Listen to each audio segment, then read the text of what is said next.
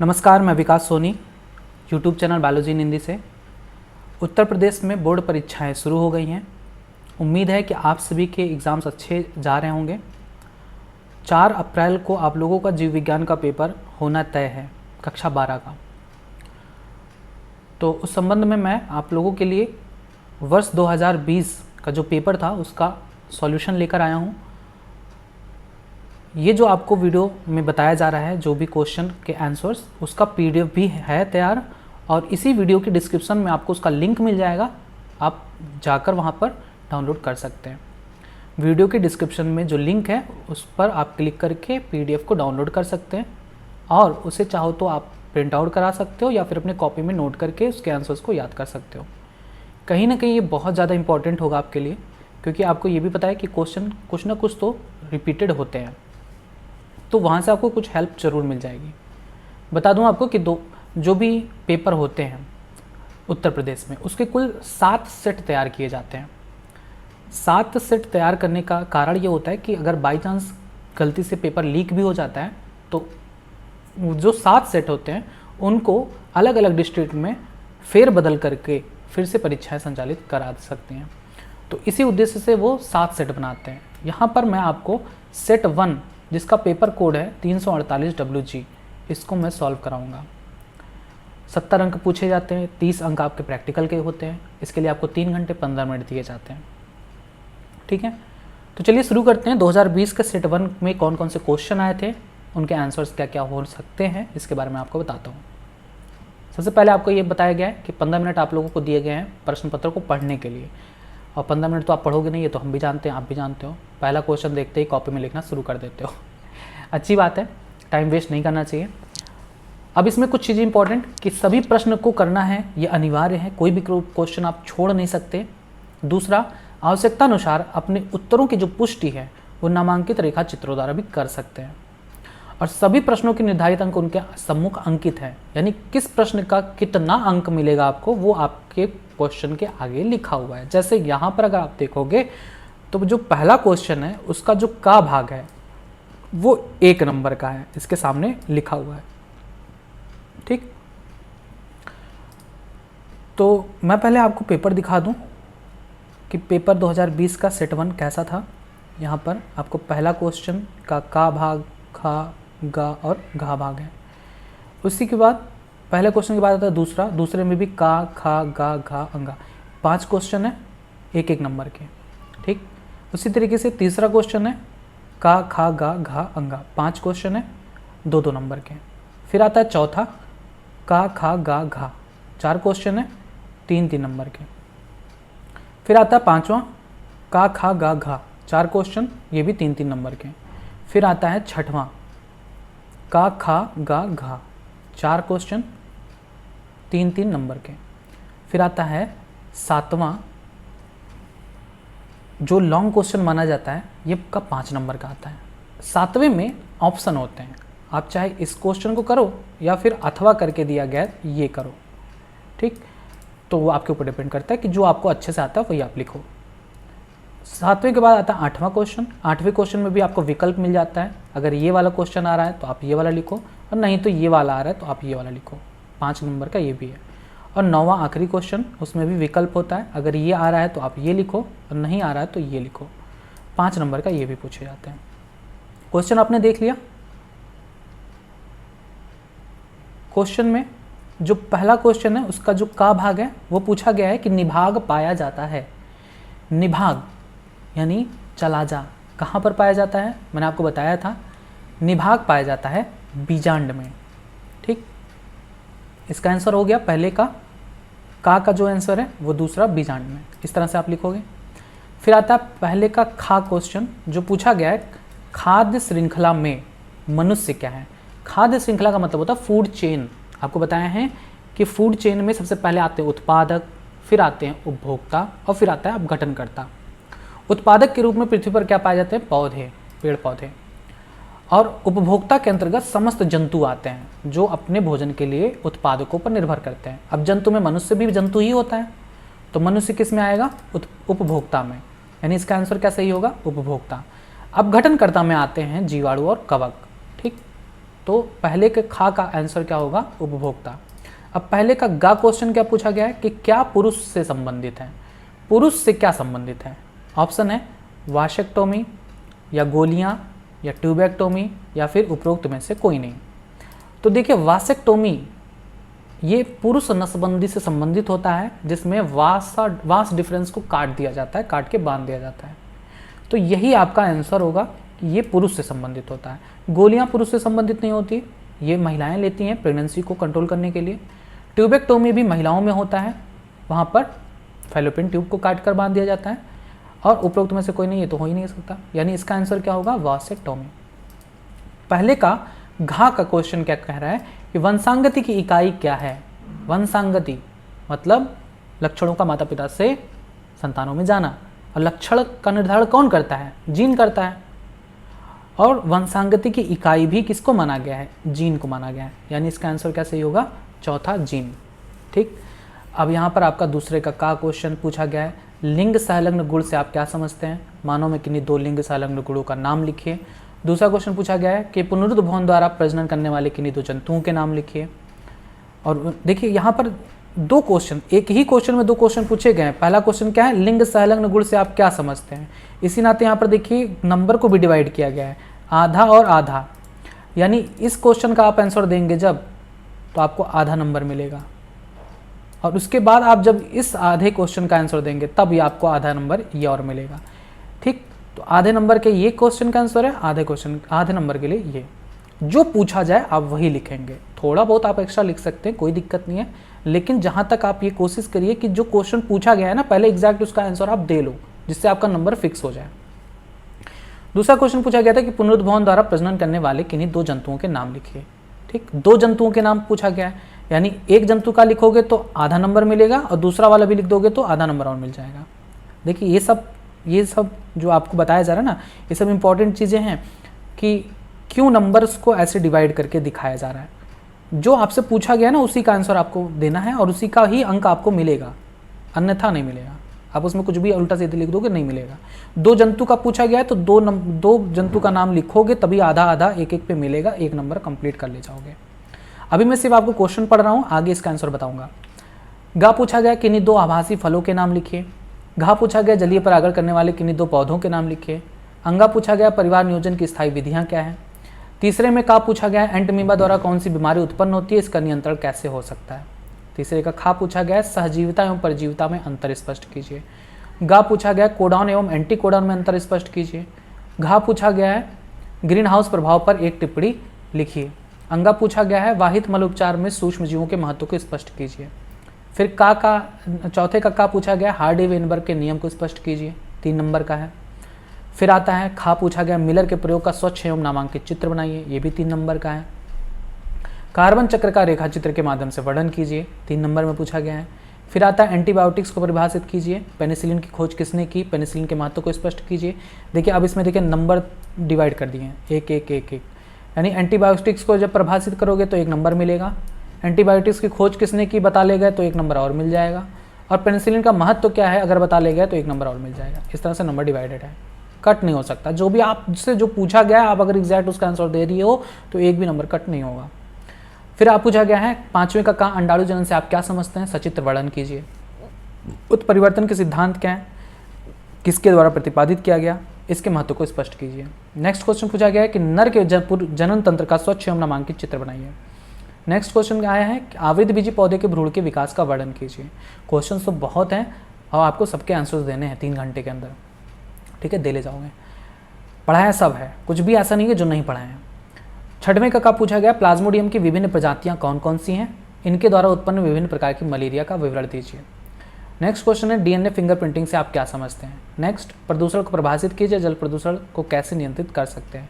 Next question है निम्न पर टिप्पणी लिखिए, थैलेसीमिया और बायोस्फीयर। 7वां क्वेश्चन पूछा गया कि जैव विविधता से आप क्या समझते हैं, इसको कैसे संरक्षित किया जा सकता है। अथवा करके भी एक क्वेश्चन है, यानी अगर आपको ये क्वेश्चन नहीं आ रहा तो आप ये क्वेश्चन कर सकते हैं, निम्न पर टिप्पणी लिखिए प्लेसेंटा और जैव प्रबलीकरण पर। 8वां क्वेश्चन है संकटग्रस्त जातियों से आप क्या समझते हैं, संरक्षण के लिए किए गए विभिन्न प्रकार के उपायों का वर्णन कीजिए। अगर ये आ रहा है तो ठीक है, नहीं तो अथवा करके आप दूसरा क्वेश्चन का आंसर दे सकते हैं। व्यसन किससे आप क्या समझते हैं? प्रमुख नशीले पदार्थों का नाम एवं उनके प्रभाव का वर्णन कीजिए। हालांकि मैं यहाँ सबके आंसर्स दे रखा हूँ, लेकिन इनमें आपको डाउट ना हो। अगर आपको 8वें में ये क्वेश्चन आ रहा है तो आपको यही करना है, अगर ये वाला क्वेश्चन नहीं आ रहा तो आप ये कर सकते हो, दोनों नहीं करना है। पता लगा दोनों करके बैठ जाओ। 9वां आखिरी क्वेश्चन पूछा गया कि पुनर्योगज DNA तकनीक से आप क्या समझते हैं? चिकित्सा में इसके उपयोग का वर्णन कीजिए। या अगर आपको नहीं आ रहा तो आप ये क्वेश्चन कर सकते हैं, पारजीनी जंतु को परिभाषित कीजिए, ये कैसे विकसित किए जाते हैं। बस इतने क्वेश्चन आपसे पूछे गए हैं। अब आते हैं इसके उत्तर को देखते हैं। पहले क्वेश्चन का उत्तर सबको बता दिया है। अब आते हैं हम दूसरे क्वेश्चन पर जो पूछा गया था, लिंग संलग्न गुण से आप क्या समझते हैं? मानव में किन्हीं 2 लिंग संलग्न गुणों का नाम लिखिए। देखिए, लिंग संलग्न गुण क्या होते हैं? मैंने आपको बताया था कि गुणसूत्र मनुष्य में कितने होते हैं? 46 गुणसूत्र में से 44 गुणसूत्र क्या कहलाते हैं? दैहिक गुणसूत्र। क्यों दैहिक कहलाते हैं? क्योंकि इन गुणसूत्रों पर दैहिक यानी शरीर के निर्माण से संबंधित सूचनाएं उपस्थित होती हैं, इसीलिए इसे हम दैहिक कहते हैं। और आखिरी जो 2 गुणसूत्र होता है उसे हम लिंग गुणसूत्र कहते हैं। क्यों लिंग गुणसूत्र कहते हैं? क्योंकि वो हमारे लिंग का निर्धारण करते हैं कि नर होंगे या मादा। जो 2 लिंग गुणसूत्र होते हैं वो कौन से होते हैं? X होता है और एक होता है Y। ठीक, X और Y ये हमारे लिंग का निर्धारण करते हैं, इसीलिए हम इसे लिंग गुणसूत्र कहते हैं। नर में पाया जाता है XY और मादा में पाया जाता है XX। तो समझिएगा, लिंग संलग्न गुण क्या है? ऐसे लक्षण जिनके जीन लिंग गुणसूत्र पर उपस्थित होते हैं, X या Y पर या फिर दोनों पर। यानी वो जीन जो X गुणसूत्र या Y गुणसूत्र या इन दोनों पर पाए जाए और लिंग संलग्न जीन कहलाता है, और उस जीन से जो लक्षण निर्धारित होता है उसको हम लिंग संलग्न गुण या लक्षण कहते हैं। समझ आया? कुछ आनुवंशिक रोग लिंग गुणसूत्रों पर स्थित जीन्स में उत्परिवर्तन के कारण होते हैं। यानी ऐसे जीन जो किस पर उपस्थित हो? लिंग गुणसूत्र। कौन कौन से? X या Y या दोनों पर, किसी पर भी। ऐसे जीन्स जो लिंग गुणसूत्रों पर स्थित होते हैं, लिंग गुणसूत्र कौन से हैं? X और Y। तो ऐसे जीन्स जो लिंग गुणसूत्रों पर स्थित होते हैं किंतु दैहिक लक्षणों का नियंत्रण करते हैं, उन्हें लिंग संलग्न जीन्स और इनसे प्रभावित लक्षणों को लिंग संलग्न लक्षण कहते हैं, और इन लक्षणों की वंशांगति को लिंग संलग्न वंशांगति कहते हैं। क्लियर है सारी चीजें? यानी लिंग संलग्न जीन अगर दैहिक लक्षणों के जीन लिंग गुणसूत्र पर पाए जाते हैं तो उन्हें हम लिंग संलग्न जीन कहते हैं, और उनसे संबंधित लक्षणों को लिंग संलग्न लक्षण कहते हैं। 3 प्रकार के हो सकते हैं। एक तो X संलग्न हो सकता है, यानी जब जीन X गुणसूत्र पर पाया जाए तो उसे हम क्या कहेंगे? X संलग्न लक्षण। यानी इससे संबंधित जो जीन्स हैं केवल X गुणसूत्र पर के असमजात खंड पर पाए जाते हैं, Y गुणसूत्र पर इनसे संबंधित जीन नहीं पाए जाते हैं। इसकी वंशांगति किसके द्वारा होती है? माता से उसकी नर संतानों और संतान से उसकी पुत्री में होता है। उदाहरण कौन कौन से हैं X संलग्न लक्षण के? वर्णांधता और हीमोफीलिया। Y संलग्न लक्षण, अब ऐसा जीन जो सिर्फ Y गुणसूत्र पर पाया जाए, ऐसा जीन जो वो सिर्फ Y गुणसूत्र पर पाया जाए तो उसे हम Y संलग्न लक्षण कहते हैं या Y संलग्न जीन कहते हैं। ऐसे लक्षण जिनके जीन्स केवल Y गुणसूत्र पर स्थित होते हैं Y संलग्न लक्षण कहलाते हैं। इन लक्षणों की वंशांगति नर द्वारा केवल उसकी नर संतानों में होती है, क्योंकि Y तो सिर्फ नर में पाए जाते हैं ना, तो सिर्फ नरों में ही होगी। इसका उदाहरण है हाइपरट्राइकोसिस डिजीज। ठीक, अब ऐसे लक्षण जिनके जीन्स X और Y दोनों गुणसूत्र पर पाए जाते हैं, ऐसे लक्षण को हम XY संलग्न लक्षण कहते हैं। यानी ऐसे लक्षण जिनके जीन्स X और Y दोनों गुणसूत्रों के समजात खंडों पर पाए जाते हैं XY संलग्न लक्षण कहलाते हैं। इन लक्षणों की वंशांगति नर एवं मादा दोनों में समान रूप से ऑटोसोमल गुणसूत्री लक्षणों से ऐसी होती है। ठीक, ये हो गया पहला क्वेश्चन। फिर दूसरा क्वेश्चन पूछा गया था कि पुनरुद्ध भवन द्वारा प्रजनन करने वाले किन्हीं 2 जंतुओं के नाम लिखिए। इतना ईजी है।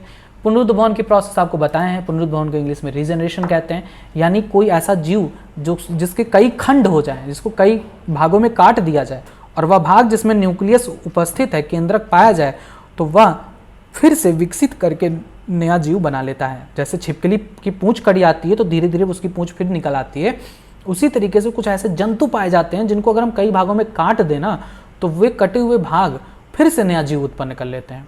तो यही प्रोसेस कहलाती है पुनरुद्भवन यानी रीजेनरेशन। तो पुनरुद्भवन की असीम क्षमता पाई जाती है प्लेनेरिया में, और इसका दूसरा एग्जाम्पल है हाइड्रा। 2 एग्जाम्पल पूछे गए थे 2 जंतुओं के नाम जिनके आपको बता दिए गए, प्लेनेरिया व हाइड्रा। याद करिए कि पुनरुद्भवन द्वारा प्रजनन किन 2 जंतुओं में होता है, प्लेनेरिया व हाइड्रा में। ठीक, आइए नेक्स्ट क्वेश्चन देखते हैं।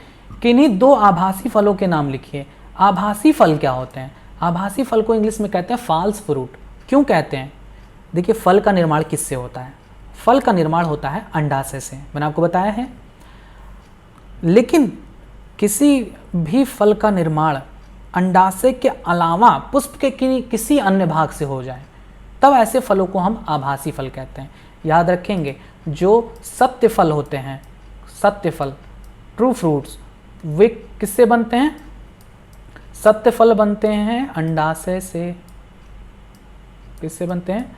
अंडाशय से।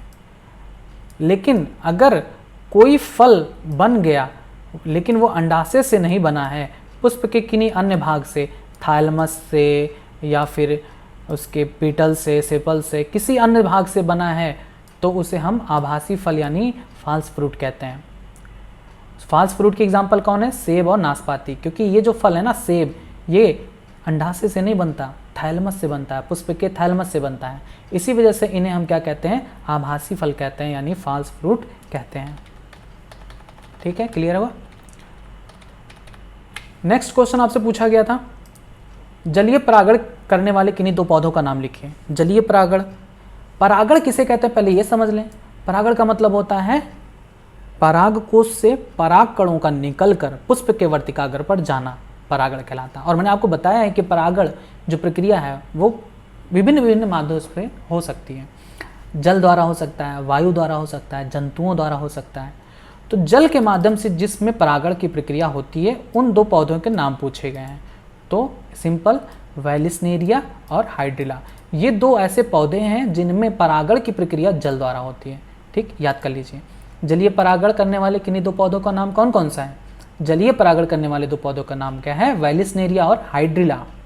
ठीक, नेक्स्ट क्वेश्चन पूछा गया कि परिवार नियोजन की स्थायी विधियां क्या हैं।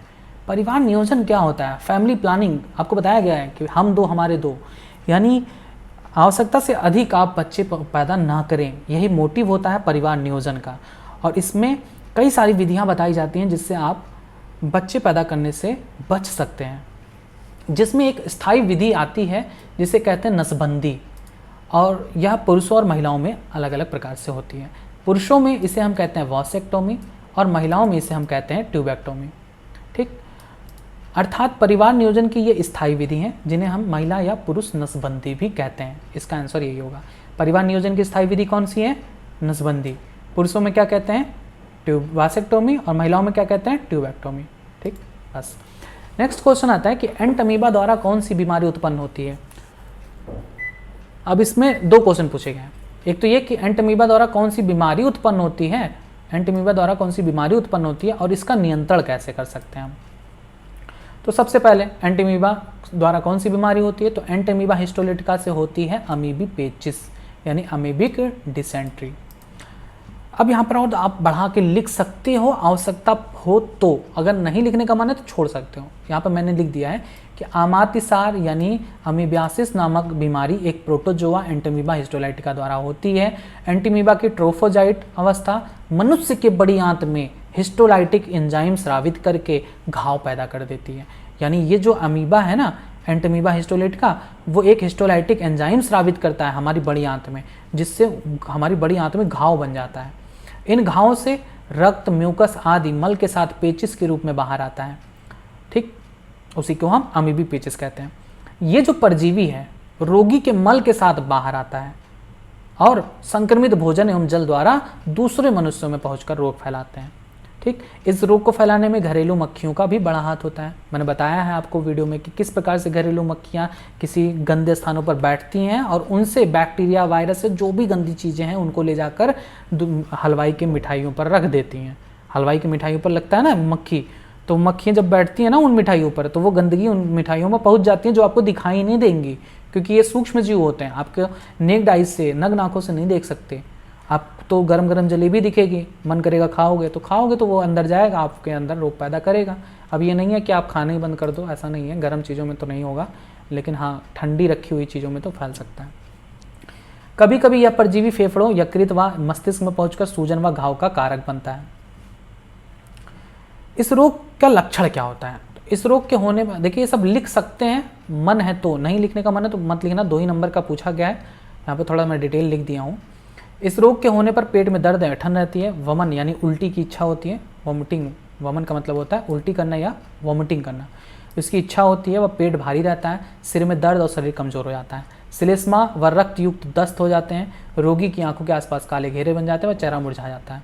रोकथाम पूछा गया था कि नियंत्रण कैसे कर सकते हैं, तो नियंत्रण की विधि, भोजन को अच्छी तरह से पकाकर खाना चाहिए तथा फल आदि को ठीक प्रकार से धोना चाहिए, नियमित रूप से नहाना, नाखून काटना, भोजन से पूर्व हाथ धोना चाहिए, स्वच्छ जल का प्रयोग करना चाहिए, रोगी को स्वस्थ मनुष्य से अलग रखना चाहिए, अगर कोई रोगी है भी तो उसे स्वस्थ मनुष्य से दूर रखना चाहिए। ठीक है, बस। नेक्स्ट क्वेश्चन पूछा गया था, सहजीविता और परजीविता में अंतर स्पष्ट कीजिए। ये पूछा गया 2 नंबर में। अब चाहे तो आप इसको कॉलम बना के लिखिए या फिर आप डायरेक्ट ऐसे भी लिख सकते हैं जैसे हम यहाँ पर लिखे हैं। आप दोनों का डेफिनेशन लिख दोगे तो वैसे ही डिफरेंस हो जाएगा, ठीक। और नहीं चाहोगे तो आप टेबल बना के लिख सकते हो। आइए देखते हैं सहजीविता क्या होता है। सहजीविता शब्द से ही क्लियर है कि साथ साथ जीना, यानी दो भिन्न जाति जब एक साथ रहते हैं और दोनों को एक दूसरे से लाभ होता है तो इसे हम कहते हैं सहजीविता। समझ में आया? जैसे मैंने आपको क्या बताया था, लाइकेन इसका सबसे अच्छा एग्जाम्पल होता है सहजीवन का।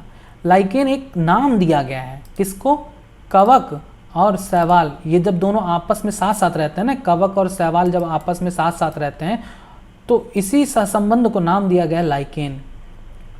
कवक अलग जाति है, शैवाल अलग है, और ये दोनों साथ साथ रहते हैं तो इसी सहसंबंध को लाइकेन कहते हैं और इसी को हम कहते हैं सहजीविता। यानी दो भिन्न प्रजातियां साथ साथ रहकर एक दूसरे को लाभ पहुंचाती हैं तो इस प्रकार के संबंध को सहजीविता कहते हैं। इसके एग्जाम्पल लाइकेन, दूसरा कवक मूल। कवक मूल जब कवक और उच्च पौधों के बीच संबंध पाया जाए, यानी उच्च पौधों की जड़ों में कवक पाए जाते हैं तो उस संबंध को भी हम कवक मूल या माइकोराइजा कहते हैं और इसमें कवक और पौधे दोनों को फायदा होता है, लाभ होता है, इस वजह से यह सहजीविता का उदाहरण है। एक और एग्जाम्पल है लेग्यूम राइजोबियम। आपको बताया गया राइजोबियम क्या है, एक जीवाणु होता है जो लेग्यूमिनस पौधे जैसे दाल, अरहर की दाल, चना की दाल, इन सभी के जड़ों में पाया जाता है राइजोबियम जीवाणु। वो राइजोबियम इन पौधों को नाइट्रोजन उपलब्ध कराता है और बदले में ये पौधे राइजोबियम को रहने का स्थान देते हैं तो इससे दोनों को लाभ हो रहा और इसी संबंध को क्या कहते हैं, सहजीविता। सहजीविता मतलब साथ साथ जीना। ठीक है, तो सहजीविता क्या है कि यह दो भिन्न प्रजाति के जीवों के बीच पाया जाने वाला सहजीवी संबंध होता है जिसमें दोनों जीवों को परस्पर लाभ होता है।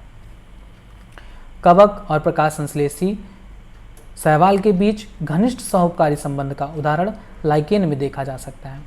इसी प्रकार कवकों और उच्च पौधों की जड़ों के बीच कवक मूल साहचर्य है। कवक मृदा से अत्यावश्यक पोषक तत्वों के अवशोषण में पादपों की सहायता करते हैं जबकि बदले में पादप कवकों को ऊर्जा उत्पादी कार्बोहाइड्रेट देते हैं। इसी प्रकार लेग्यूम राइजोबियम सहसंबंध है। ठीक, सहजीविता का आपको डेफिनेशन बताया गया और इसके 3 एग्जाम्पल दिए गए, लाइकेन, कवक मूल और लेग्यूम राइजोबियम।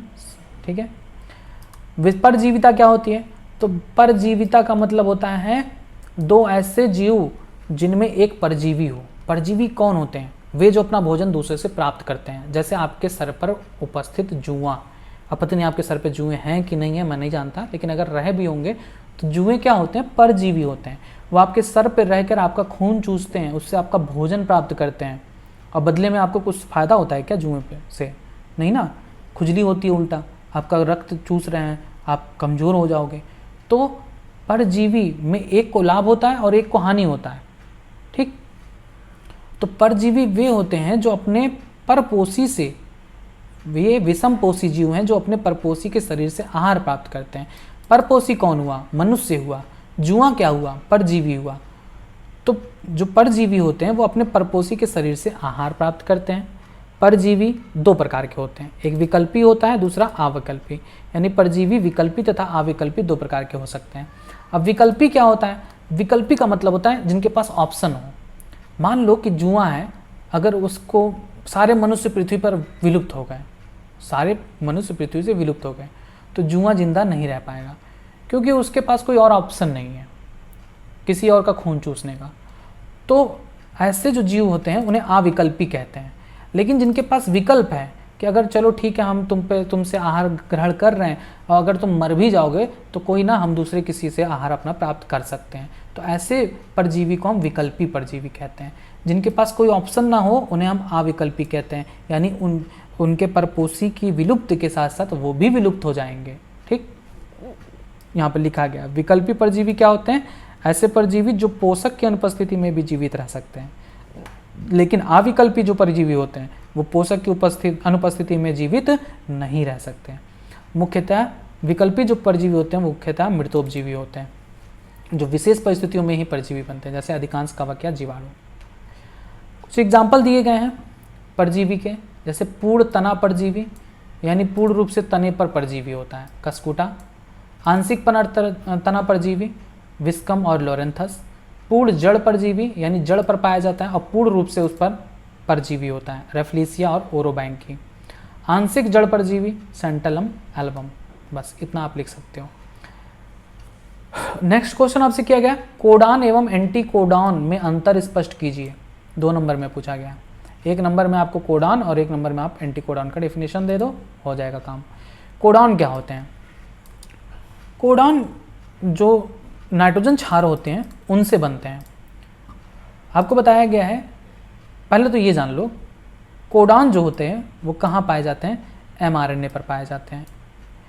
कोडान होते क्या हैं? तो कोडान 4 प्रकार के नाइट्रोजन क्षारकों से बने होते हैं, 3 के समूहों में। 4 प्रकार के नाइट्रोजन क्षार जो mRNA पर पाए जाते हैं वो कौन कौन से हैं? एडेनिन, ग्वानिन, साइटोसिन और यूरेसिल। चूंकि यहाँ पर थाइमिन नहीं पाया जाता, थाइमिन किस में पाया जाता है? डीएनए में पाया जाता है। mRNA है तो mRNA पर थाइमिन की जगह पर क्या पाया जाता है? यूरेसिल पाया जाता है, याद रखेंगे। इन 4 प्रकार के नाइट्रोजन क्षारकों से कोडान का निर्माण होता है। कोडान 3 नाइट्रोजन क्षारकों का समूह होता है, जैसे यहाँ पर देखिए, यूरेसिल एक हुआ, एडेनिन एक हुआ और एडेनिन एक हुआ। तो ये 3 के फॉर्म में उपस्थित है ना, इसी को कहते हैं कोडान। ये है एक कोडान, ये है दूसरा कोडान, ये है तीसरा कोडान। तो संभावना क्या है कि 4 प्रकार के नाइट्रोजन क्षारकों से कितने कोडान बन सकते हैं? तो टोटल 4 प्रकार के नाइट्रोजन क्षारकों से 64 कोडान बन सकते हैं, इससे ज़्यादा कोडान नहीं बनेंगे, कॉम्बिनेशन नहीं बनेगा। ठीक है, इन 64 कोडान में से केवल 61 कोडान ही सक्रिय होते हैं, 3 कोडान असक्रिय होते हैं, निष्क्रिय होते हैं, जो किसी अमीनो अम्ल को कोड नहीं करते हैं। कोडान का काम क्या होता है? कोडान का काम होता है प्रोटीन संश्लेषण में अमीनो एसिड को कोड करना। तो अमीनो एसिड को कोड करते हैं कोडान। कुल टोटल कोडान कितने हैं? 64। इनमें से 61 तो अमीनो अम्ल को कोड करते हैं, लेकिन 3 अमीनो अम्ल को कोड नहीं करते। पूछा गया है कई बार आपसे, वे कौन से 3 कोडॉन्स हैं जो किसी भी अमीनो अम्ल को कोड नहीं करते? वो हैं UAA, UAG और UGA। ठीक है, इन्हें कहते हैं स्टॉप कोडॉन्स, जो किसी भी अमीनो अम्ल को कोड नहीं करते हैं। समझ में आया कि कोडॉन क्या होते हैं? कोडॉन 3 न्यूक्लियोटाइड्स के उस समूह को जिसमें किसी एक अमीनो अम्ल के लिए कोड या संदेश होता है, कोडॉन कहलाता है। 4 प्रकार के नाइट्रोजन क्षारकों से 3 क्षारकीय 64 कोडान बनते हैं। ठीक, इस फॉर्मूले से। कोडॉन्स कहाँ पाए जाते हैं? तो कोडॉन्स mRNA पर पाए जाते हैं। इन 64 कोडॉन्स में से केवल 61 कोडॉन सक्रिय होते हैं और 3 कोडॉन UAA, UAG और UGA स्टॉप कोडॉन्स कहलाते हैं, क्योंकि ये किसी भी अमीनो अम्ल को कोड नहीं करते हैं। ठीक है, अब आपसे पूछा गया नेक्स्ट कि एंटी कोडॉन किसे कहते हैं? तो एंटी कोडॉन, पहले ये जान ले कि एंटी कोडॉन पाया जाएगा कहाँ जाता है। एंटी कोडॉन जो है वो पाया जाता है tRNA पर। ठीक है, एंटी कोडॉन कहाँ पाया जाता है? tRNA पर। याद करिए, कोडॉन कहाँ पाया जाता है? mRNA पर। कोडॉन mRNA पर, लेकिन एंटी कोडॉन कहाँ पाया जाता है? एंटी कोडॉन पाया जाता है tRNA पर। प्रोटीन संश्लेषण के दौरान टीआरएनए पर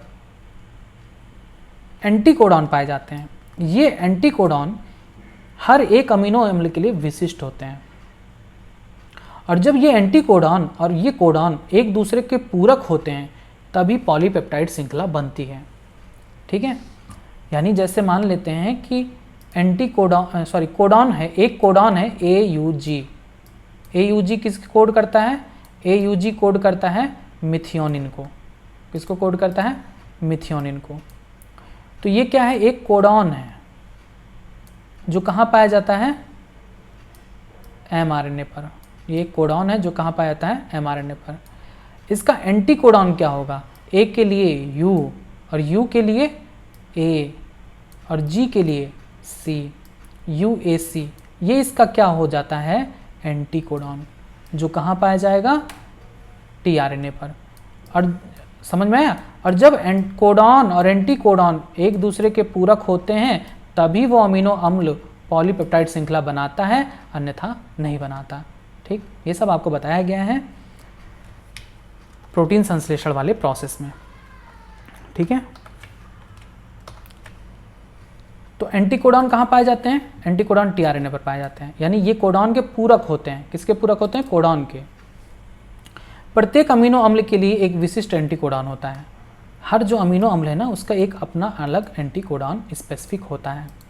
प्रोटीन संश्लेषण के दौरान mRNA का कोडॉन व टीआरएनए का एंटीकोडॉन एक दूसरे के पूरक होने चाहिए, जिसमें पॉलीपेप्टाइड श्रृंखला का निर्माण हो सके। ठीक, बस। नेक्स्ट क्वेश्चन पूछा गया कि ग्रीन हाउस प्रभाव पर एक टिप्पणी लिखिए। बताइए ग्रीन हाउस प्रभाव क्या होता है? इतना इजी प्रोसेस मैंने आपको कितनी बार बताया है। देखिए, जब पृथ्वी सूर्य के प्रकाश की उपस्थिति में गर्म होती है पृथ्वी, तो फिर जब रात्रि का समय होता है, तो जब पृथ्वी ठंड होने लगती है, तो ठंड होने के दौरान जो ऊष्मा है पृथ्वी पर, वो विसरित होती है बाहर की तरफ, यानी अंतरिक्ष की तरफ, जिससे पृथ्वी ठंडी हो जाए। लेकिन कुछ ऊष्मारोधी गैसें जैसे carbon dioxide, chlorofluorocarbon, nitric oxide और मीथेन, ये कुछ ऐसे गैसेज हैं जो ऊष्मा को पृथ्वी से बाहर जाने ही नहीं देते, रोक लेते हैं। अब जब ऊष्मा पृथ्वी से बाहर नहीं जाएगी तो पृथ्वी का तापमान क्या होगा? बढ़ेगा। इसी को कहते हैं ग्रीन हाउस प्रभाव। जैसे एक सिंपल सा एग्जांपल आपको दें कि अगर आप कार में ट्रैवल करते होंगे तो आपको पता है कि अगर कार जिसका इंजन आपने बंद कर रखा है, जिसमें एसी नहीं चल रहा, और उसको किसी ऐसी जगह पर खड़ी कर दो जहाँ पर धूप हो, आधे घंटे बाद अगर आप उस कार में बैठोगे तो कार के अंदर का तापमान कितना ज़्यादा बढ़ा हुआ होता है। क्यों ऐसा होता है? क्योंकि कार के चारों तरफ शीशे हैं। शीशे ऊष्मा को आने तो देती हैं, लेकिन उस रेशियो से बाहर नहीं जाने देती। इसी वजह से कार के अंदर का तापमान बहुत ज़्यादा बढ़ जाता है। इसको भी कह सकते हैं ग्रीन हाउस प्रभाव। सेम यही प्रोसेस हमारी पृथ्वी के साथ होता है। पृथ्वी पर भी सूर्य का जो किरण है पहुँच रहा है, पृथ्वी का तापमान बढ़ रहा है, लेकिन ये जो ऊष्मा है वो बाहर नहीं जा पा रही। क्यों नहीं जा पा रही? क्योंकि ये जो गैसेज हैं, carbon dioxide, chlorofluorocarbon, nitric oxide और मीथेन, इनकी मात्रा ज़्यादा बढ़ गई है हमारी पृथ्वी पर। इसी वजह से ऊष्मा बाहर विसरित नहीं हो पाता और इसी वजह से पृथ्वी का तापमान बढ़ रहा है। अगर ये जो गैसेज हैं इनकी मात्रा कम हो जाए तो हमारी पृथ्वी सामान्य हो जाएगी। इन्हीं गैसों को हम कहते हैं ग्रीन हाउस गैस। ठीक, ये भी पूछा जा सकता है। तो सूर्य की ऊष्मा से गर्म होने के बाद जब पृथ्वी ठंडी होने लगती है तब ऊष्मा पृथ्वी से बाहर विसरित होती है, लेकिन carbon dioxide, chlorofluorocarbon, nitric oxide एवं मीथेन आदि अन्य ऊष्मारोधी गैसें इस ऊष्मा का कुछ भाग अवशोषित कर लेती हैं एवं शेष बची ऊष्मा को पुनः धरातल पर वापस कर देती हैं। इन गैसों को ही ग्रीन हाउस गैस कहते हैं। इस प्रक्रिया में वायुमंडल के निचले भाग में अतिरिक्त ऊष्मा एकत्र हो जाती है।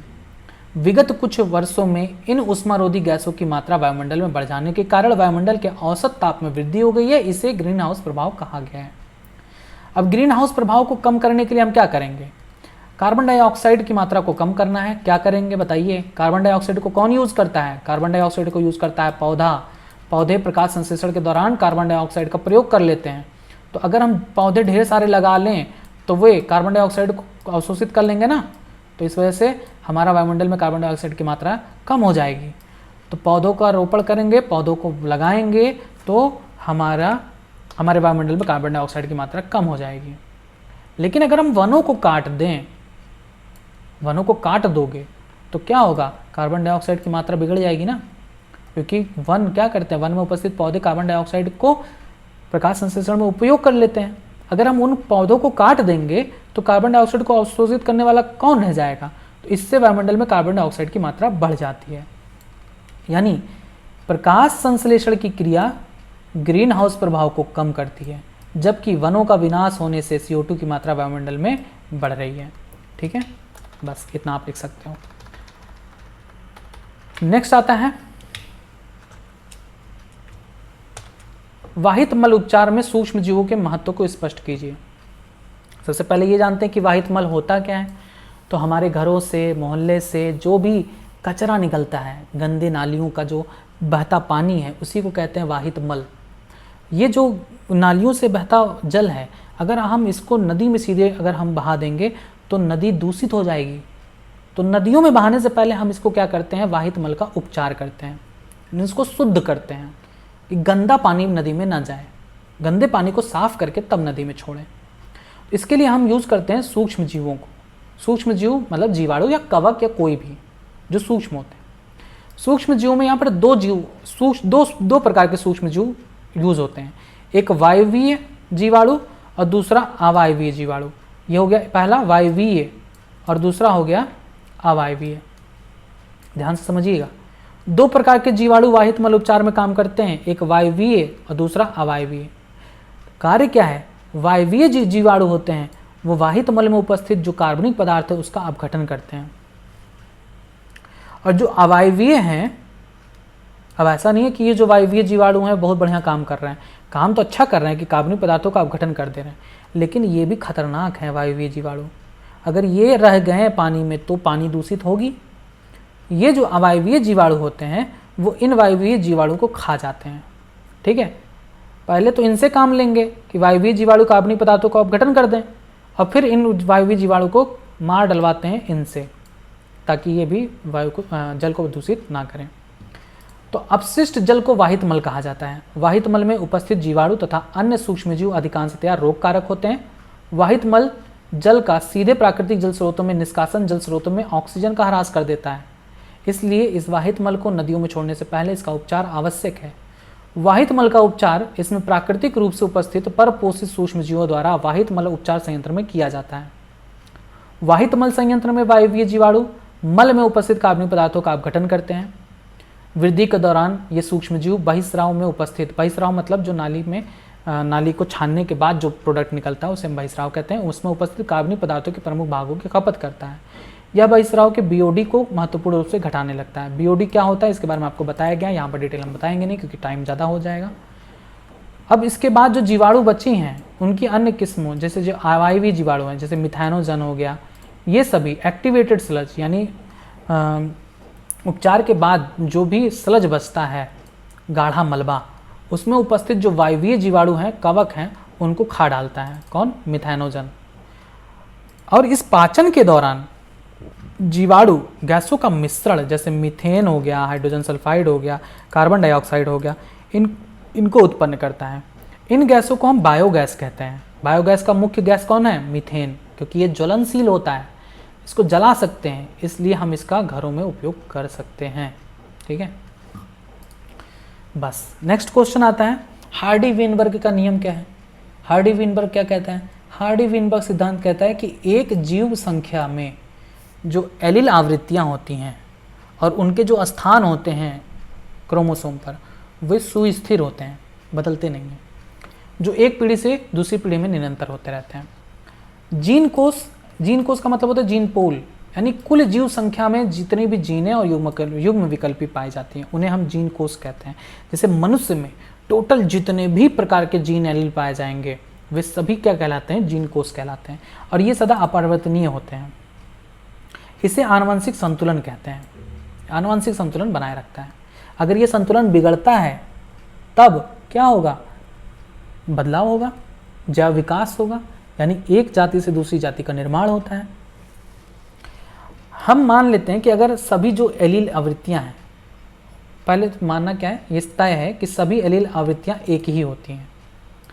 व्यष्टिगत आवृत्तियों को हम PQ द्वारा दर्शा सकते हैं। जैसे द्विगुणित है, कोई जीव द्विगुणित है जैसे मनुष्य, उसमें P और Q को हम डिनोट करते हैं एलील कैपिटल A और स्मॉल a के लिए, यानी P को हम डिनोट करते हैं प्रभावी जीन के लिए और Q को डिनोट करते हैं अप्रभावी जीन के लिए।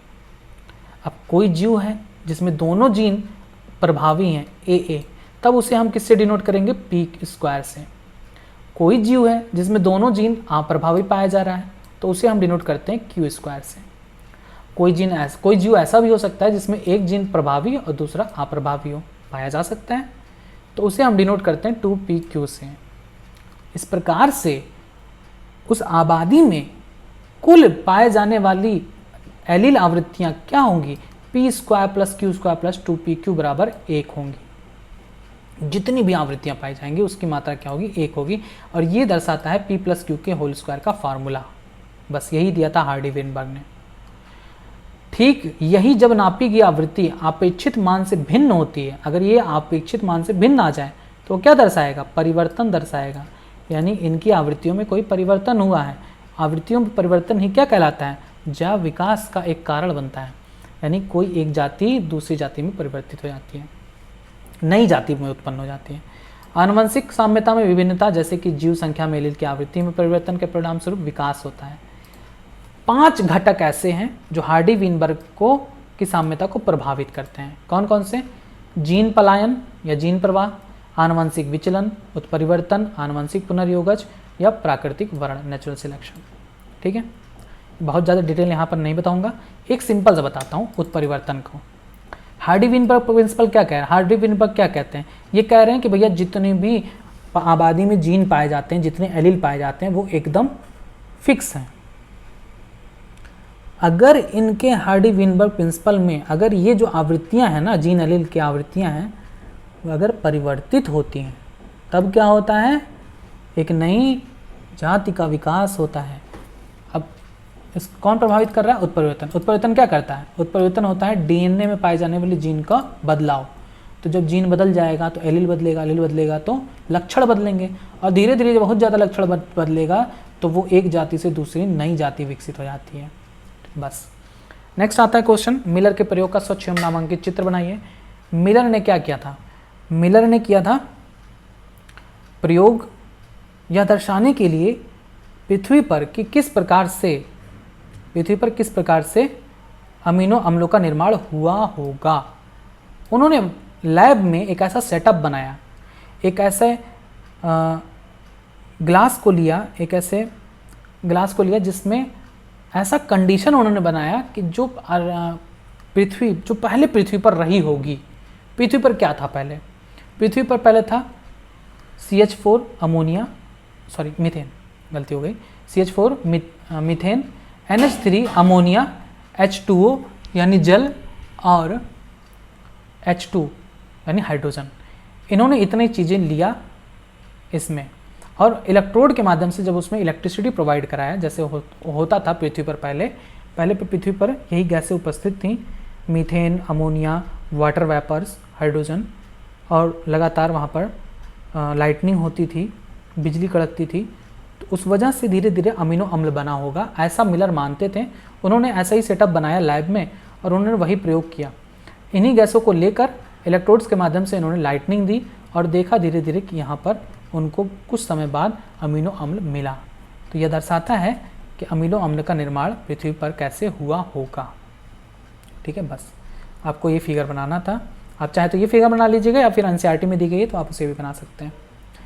नेक्स्ट आता है कार्बन चक्र का रेखा चित्र के माध्यम से वर्णन कीजिए। कार्बन चक्र क्या होता है? देखिए, चक्र का मतलब क्या होता है? चक्र का मतलब होता है कि एक जीव से कोई तत्व दूसरे जीव में जाए, तीसरे जीव में जाए, फिर पुनः वातावरण में आ जाए। यानी वातावरण से, देखिए एटमॉस्फेयर में वातावरण से कोई भी पदार्थ किसी जीव में जाए और जीव से दूसरे जीव में, दूसरे से तीसरे जीव में होते हुए फिर वापस वातावरण में आ जाए, तो इसी को कहते हैं चक्र। इसे हम रासायनिक चक्र या भू रासायनिक चक्र कहते हैं। तो अलग अलग तत्वों के अलग अलग अपने चक्र होते हैं। जैसे कार्बन चक्र का एक चक्र है, जल चक्र होता है, फास्फोरस चक्र होता है। तो यहाँ पर कार्बन चक्र क्या कहता है? कार्बन किस रूप में वातावरण उपस्थित है? कार्बन डाइऑक्साइड के रूप में वायु में है, इस कार्बन डाइऑक्साइड का प्रयोग कौन करता है? पौधे करते हैं। कार्बन डाइऑक्साइड का प्रयोग कौन करते हैं? पौधे, प्रकाश संश्लेषण के दौरान। पौधों में कार्बन पहुंचा, कार्बन पौधों में C6H12 O6 में रूपांतरित हुआ, इस पौधे को खाए गाय ने, ठीक है। अब गाय की मृत्यु होती है या इस पौधे की मृत्यु होती है तो इनके अपघटन द्वारा भी कार्बन डाइऑक्साइड वातावरण में वापस चला जाता है। या अगर इनकी मात्रा इतनी ज़्यादा है और इनके मृत होने के बाद इनका जैविक अपघटन सही से नहीं हो पाता तो ये धीरे धीरे दब के जीवाश्म ईंधन बना लेते हैं, जैसे कोयला, पेट्रोल, डीजल। तो अब इन कोयला, पेट्रोल, डीजल के जलाने पर भी क्या होता है? कार्बन डाइऑक्साइड या कार्बन मोनोऑक्साइड वापस वातावरण में चला आता है। इसी को कहते हैं कार्बन चक्र, ठीक है, जो चलता रहता है, अलग अलग माध्यमों से वातावरण से जाता है जीवों में और जीवों से पुनः वातावरण में वापस आ जाता है, ठीक है।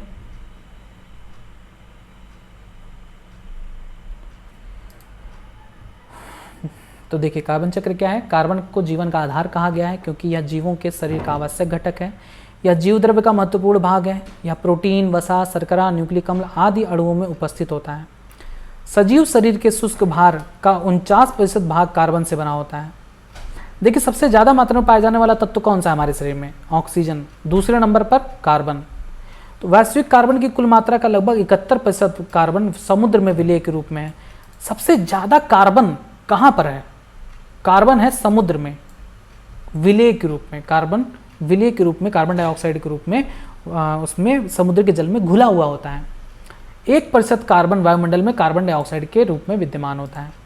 कार्बन की बहुत बड़ी मात्रा जीवाश्मी ईंधन जैसे कोयला, पेट्रोल, डीजल इन सब में होता है, ठीक, जिसका निर्माण जीव जंतुओं के मृत ऊतकों से होता है। समुद्री वातावरण में कार्बन किस रूप में है? कैल्शियम कार्बोनेट के रूप में, CaCO3 के रूप में चट्टानों में उपस्थित होता है। अतः यहाँ से कार्बन डाइऑक्साइड की थोड़ी मात्रा मुक्त होती रहती है। सागरीय कार्बन भंडार वायुमंडल में कार्बन डाइऑक्साइड की मात्रा का नियमन करता है। वायुमंडल में कार्बन डाइऑक्साइड संपूर्ण गैसीय आयतन का कितना है? 0.03% पाया जाता है। हरे पादप वायुमंडल में उपस्थित कार्बन डाइऑक्साइड का प्रयोग करके प्रकाश संश्लेषण प्रक्रिया द्वारा कार्बनिक पदार्थ का निर्माण करते हैं। इस प्रकार उत्पादक यानी हरे पौधे कार्बन स्थिरीकरण का कार्य करते हैं। कार्बनिक पदार्थ पादपों के विभिन्न भागों में संचित कर लिए जाते हैं तथा विभिन्न पोषक स्तरों से होते हुए खाद्य श्रृंखला के माध्यम से उपभोक्ताओं तक पहुंचते हैं। कार्बन की कुछ मात्रा कार्बन डाइऑक्साइड के रूप में उत्पादकों एवं उपभोक्ताओं की श्वसन प्रक्रिया द्वारा छोड़ी जाती है, यानी इस द्वारा भी कार्बन वातावरण में आ जाता है। इसके साथ ही भूमि एवं सागरों की कचरा सामग्री एवं मृत जीवों के कार्बनिक पदार्थों की अपघटन प्रक्रियाओं के द्वारा भी कार्बन डाइऑक्साइड की मात्रा अपघटकों द्वारा छोड़ी जाती है। जीवाश्मी ईंधन को जलाने, जंगल के आग, लकड़ी जलाने के कारण ज्वालामुखी विस्फोट आदि अतिरिक्त स्रोतों द्वारा वायुमंडल में कार्बन डाइऑक्साइड मुक्त होता रहता है। समुद्री जल में उपस्थित कार्बोनेट का अपघटन अनेक सूक्ष्म जीवों द्वारा किया जाता है। इस प्रक्रिया में भी कार्बन डाइऑक्साइड मुक्त होती है। बस। नेक्स्ट क्वेश्चन पूछा गया है कि एंटीबायोटिक को परिभाषित कीजिए। पेनिसिलिन की खोज किसने की? पेनिसिलिन के महत्व को स्पष्ट कीजिए।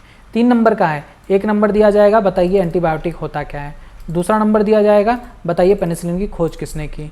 तीसरा नंबर दिया जाएगा कि पेनिसिलिन का महत्व क्या है। तो आइए देख लेते हैं। प्रतिजैविक एंटीबायोटिक्स किसे कहते हैं? विभिन्न प्रकार के सूक्ष्म जीवों द्वारा उत्पन्न वे रासायनिक पदार्थ जो दूसरे सूक्ष्म जीवों की वृद्धि को रोकते हैं प्रतिजैविक कहलाते हैं। पेनिसिलिन की खोज किसने की थी? तो सर्वप्रथम अलेक्जेंडर फ्लेमिंग ने पेनिसिलिन नामक एंटीबायोटिक की खोज की थी। पेनिसिलिन का महत्व क्या है?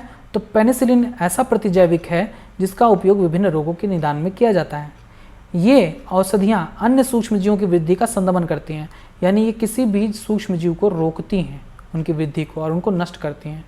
पेनिसिलिन एक शक्तिशाली एवं प्रभावशाली प्रतिजैविक होता है जिसका प्रयोग दूसरे विश्व युद्ध में घायल अमेरिकन सिपाहियों के उपचार में व्यापक रूप से किया गया। पेनिसिलिन जीवाणु की कोशिका भित्ति यानी पेप्टाइडोग्लाइकॉन, जीवाणु की जो कोशिका भित्ति है किसकी बनी होती है? पेप्टाइडोग्लाइकॉन की। नैम और NAG, N acetyl glutamic acid और एन एसिटिक म्यूरामिक एसिड, नहीं, एन एसिटिल ग्लूकोसामीन है और एन एसिटिल म्यूरामिक एसिड 2 की बनी होती है। इनको बनने से रोकती है जिससे जीवाणु की मृत्यु हो जाती है और इस प्रकार संक्रमण का खतरा कम हो जाता है। ठीक है, बस। अगला क्वेश्चन आता है 5वें का अंडाणु जनन से आप क्या समझते हैं? सचित्र वर्णन कीजिए। अंडाणु जनन क्या होता है? तो अंडाणु जनन का मतलब होता है मादाओं में मादा युग्मक का निर्माण, यही कहलाता है अंडाणु जनन। या इस तरह से भी इसे कह सकते हैं कि मादा के अंडाशय में अंड कोशिका या मादा युग्मक के निर्माण की प्रक्रिया अंडाणु जनन कहलाती है। इसे इंग्लिश में oogenesis कहते हैं। थोड़ी लेंदी प्रोसेस है, इसको आपको याद करना पड़ेगा। लिखा हुआ है कि परिपक्व मादा युग्मक के निर्माण की प्रक्रिया को अंड जनन कहते हैं।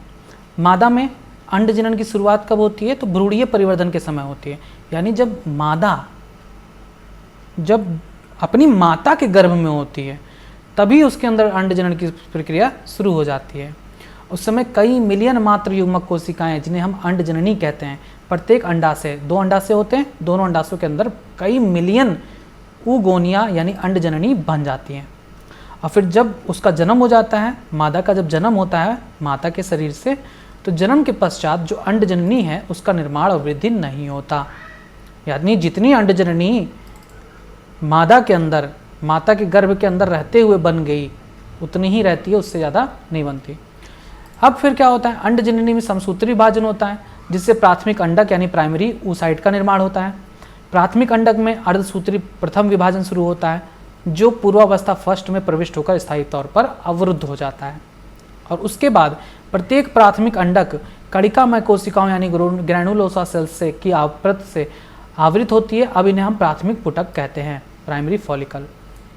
बस इतने ही पे रुक जाता है।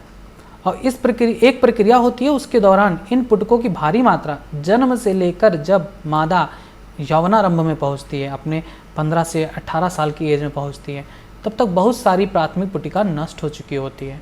कितनी? कई मिलियन होती हैं, लेकिन जन्म से यौवनावस्था तक पहुँचते पहुँचते वो कई मिलियन नष्ट हो जाती हैं।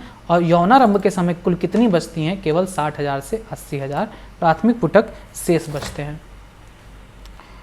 यह प्राथमिक पुटक कणिकामय कोशिकाओं के और अधिक परतों से आवृत हो जाते हैं। अब इसे हम द्वितीयक पुटक यानी सेकेंडरी फॉलिकल कहते हैं।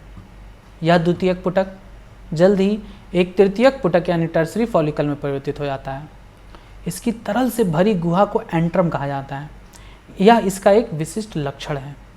पुटिका की प्रावरक स्तर यानी थीका लेयर बाह्य प्रावरक व अंतः प्रावरक में गठित हो जाती है।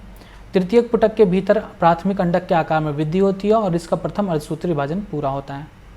यह एक असमान विभाजन है, जिसके फलस्वरूप एक बृहत आगुणित द्वितीयक अंडक और एक लघु प्रथम ध्रुवीय पिंड का निर्माण होता है। द्वितीयक अंडक में जब अर्धसूत्री विभाजन होती है, लेकिन यह मध्यावस्था में आकर अवरुद्ध हो जाती है। अब द्वितीयक अंडक में जब अर्धसूत्री द्वितीय विभाजन है वह कब पूरी होती है? जब शुक्राणु आता है तब। द्वितीयक अंडक प्राथमिक अंडक के पोषक से भरपूर कोशिका प्रद्रव्य की मात्रा को संचित रखती है। तृतीयक पुटक आगे चलकर परिपक्व पुटक या ग्राफिन पुटक में परिवर्तित हो जाता है। द्वितीयक अंडक अपने चारों ओर एक नई झिल्ली का निर्माण करता है, जिसे पारदर्शी अंडावरण जोना पेलिसुडा कहते हैं। अब ग्राफिन पुटक फटकर द्वितीयक अंडक को अंडाशय से मोचित करता है। इस प्रक्रिया को अंडोत्सर्ग यानी ओव्यूलेशन कहा जाता है। द्वितीयक अंडक अंडोत्सर्ग के बाद जब अंडवाहिनी में प्रवेश कर जाता है और जब शुक्राणु इसमें प्रवेश करता है, वही बताया था ना कि जब शुक्राणु अंडाणु में प्रवेश करता है तब निषेचन होता है और उस दौरान अर्धसूत्री विभाजन सेकंड पूर्ण हो जाती है। और जब अर्धसूत्री सेकंड विभाजन पूर्ण होती है तब उससे द्वितीयक अंडक से एक बड़ा अंड कोशिका और एक छोटा द्वितीय ध्रुवीय पिंड का निर्माण होता है। ठीक, प्रत्येक मासिक चक्र के दौरान एक द्वितीयक अंडक अंडाशय से निकलती है। ये उसका पूरा फिगर है। ये है हमारा अंडाशय, ये पूरा का पूरा संरचना है अंडाशय की। इस अंडाशय में दिखाया गया है कि सबसे पहले प्राथमिक पुटक बनता है। प्राथमिक पुटक के अंदर प्राथमिक oocyte यानी अंडजननी होती है। फिर बनता है प्राइमरी से सेकेंडरी, सेकेंडरी से टर्सरी, टर्सरी से परिपक्व पुटक यानी मैच्योर फॉलिकल। और उस जब डिजेनरेट होने लगता है तो इस तरह से उसमें नहीं, उल्टा दिखाया गया क्या? हाँ, यहाँ पर है ग्रोइंग फॉलिकल। ठीक है, यहाँ पे नहीं, यहाँ से। ये है प्राइमरी फॉलिकल। ये डेवलप करता है, प्राथमिक द्वितीयक और तृतीयक में पहुँचता है और फिर फट जाता है परिपक्व होकर। फटने पर ये अंडाणु को मोचित कर देता है और ये डिजेनरेटिंग कार्पस ल्यूटेम वगैरह बनाता है। ये जो परिपक्व अंडाणु है, यही परिपक्व अंडाणु बनता है। यहाँ पर ये फॉर्म इस तरह से फॉर्म में दिखाया गया है, सेल्स के फॉर्म में, कि ऊगोनिया है, ऊगोनिया में विभाजन होता है और इसमें प्राइमरी oocyte बनती है। प्राइमरी oocyte के अंदर जो ऊगोनिया है उसमें विभाजन के द्वारा सेकेंडरी oocyte और फर्स्ट पोलर बॉडी बनता है। सेकेंडरी oocyte में जब शुक्राणु प्रवेश करता है तब जाकर अर्धसूत्री विभाजन प्रक्रिया पूरी होती है और उससे ओवम यानी अंडाणु का निर्माण होता है। ये सब डिटेल प्रोसेस बाबू इतनी जल्दी ऐसे तो समझ में आता नहीं है, और इन सब चीज़ों को मैं पहले ही बताया हूँ वीडियो में, आप वहीं से जाकर देख सकते हो, नहीं तो आप यहाँ से रट सकते हो। नेक्स्ट क्वेश्चन आता है उत्परिवर्तन के सिद्धांत क्या है, किसके द्वारा प्रतिपादित किए गए, इसके महत्व क्या है। 3 क्वेश्चन है, एक एक नंबर का दिया गया है। उत्परिवर्तन का सिद्धांत क्या है, उत्परिवर्तन क्या कहलाता है, जब किसी देखिए कि कोई भी जीव है उसके शरीर का निर्माण कैसा होगा, इसकी सारी इन्फॉर्मेशन किसके पास होती है, जीन के पास होती है। और अगर जीन में कोई भी गड़बड़ी हुई तो वह सामान्य से भिन्न लक्षण पैदा कर देता है, और जीन में ही उत्परिवर्तन होता है, यानी उसके जो सीक्वेंस है उसमें चेंजेस आ जाते हैं, इसी को हम कहते हैं उत्परिवर्तन। जीव के शरीर के आनुवंशिक गुणों का निर्धारण जीन के द्वारा होता है। ये जीन जनकों से उनके संतानों में पहुंचते हैं, परंतु कभी कभी जीव के इन जीनों की संरचना या अव्यवस्था में आकस्मिक परिवर्तन आ जाते हैं। इन आकस्मिक परिवर्तनों को ही उत्परिवर्तन कहते हैं। इन उत्परिवर्तनों के कारण संततियां भी अपने जनकों से भिन्न हो जाती हैं। इस प्रकार जीवों में होने वाले उत्परिवर्तन जैव विकास में सीधी भूमिका निभाती है। उत्परिवर्तन किसने दिया था, ह्यूगो डी व्रीज ने। उत्परिवर्तन सिद्धांत किसने दिया था, ह्यूगो डी व्रीज ने। उत्परिवर्तन का महत्व क्या है, बताया ना कि उत्परिवर्तन होने से क्या होता है, जीव के लक्षण बदल जाते हैं और धीरे धीरे कई सारे लक्षण बदलते बदलते एक पृथक जीव ही बन जाता है, नई जाति विकसित हो जाती है। यानी ये जो उत्परिवर्तन है वो जैव विकास में महत्वपूर्ण योगदान देता है। वर्तमान अध्ययनों से स्पष्ट हुआ है कि उत्परिवर्तन ही जैव विकास का आधार है। इनके कारण प्राकृतिक रूप से संकरण करने वाली समष्टियों में अपसरण होता है, यानी डाइवर्जेंस होता है, धीरे धीरे वे एक से पृथक होने लगते हैं। सभी उत्परिवर्तन घातक नहीं होते हैं, जैसे कुछ उत्परिवर्तन घातक होते हैं और डिजीज़ बनाते हैं, रोग उत्पन्न करते हैं शरीर में, जैसे सिकल सेल एनीमिया हो गया, कैंसर हो गया, ये सब उत्परिवर्तन के कारण होते हैं। तो सभी उत्परिवर्तन घातक नहीं होते हैं, कुछ उत्परिवर्तन लाभदायक भी होते हैं जिससे जीव बदल जाते हैं, नई जाति पैदा हो जाती है। ठीक है, बस। नेक्स्ट क्वेश्चन पूछा गया था कि नर के जनन तंत्र का स्वच्छ नामांकित चित्र बनाइए। तो नर का जनन तंत्र थोड़ा टफ है, लेकिन प्रैक्टिस करेंगे तो आ जाएगा। यही है आपका पूरा नर का जनन तंत्र, सिर्फ इतना ही बनाइएगा, दूसरा वाला फिगर मत बनाइएगा, दूसरा वाला तो और टफ है। इतना आप बना सकते हैं, ठीक है, चाहे यहाँ से बनाइएगा चाहे आप जो है एनसीईआरटी को देख के बना लीजिएगा, कोई दिक्कत नहीं है। नेक्स्ट क्वेश्चन आता है आवृत बीजी पौधे के भ्रूण के विकास का वर्णन कीजिए। आवृत बीजी पौधा है, उसके भ्रूण का विकास कैसे होता है ये हमको बताना है। भ्रूण कब बनता है, निषेचन के पश्चात। क्या होता है, नर युग्मक है, नर युग्मक और मादा युग्मक, नर युग्मक और मादा युग्मक आपस में फ्यूज करते हैं। जब मिलते हैं नर युग्मक और मादा युग्मक एक दूसरे से जब मिलते हैं तो क्या बनाते हैं, ये बनाते हैं युग्मनज यानी जाइगोट।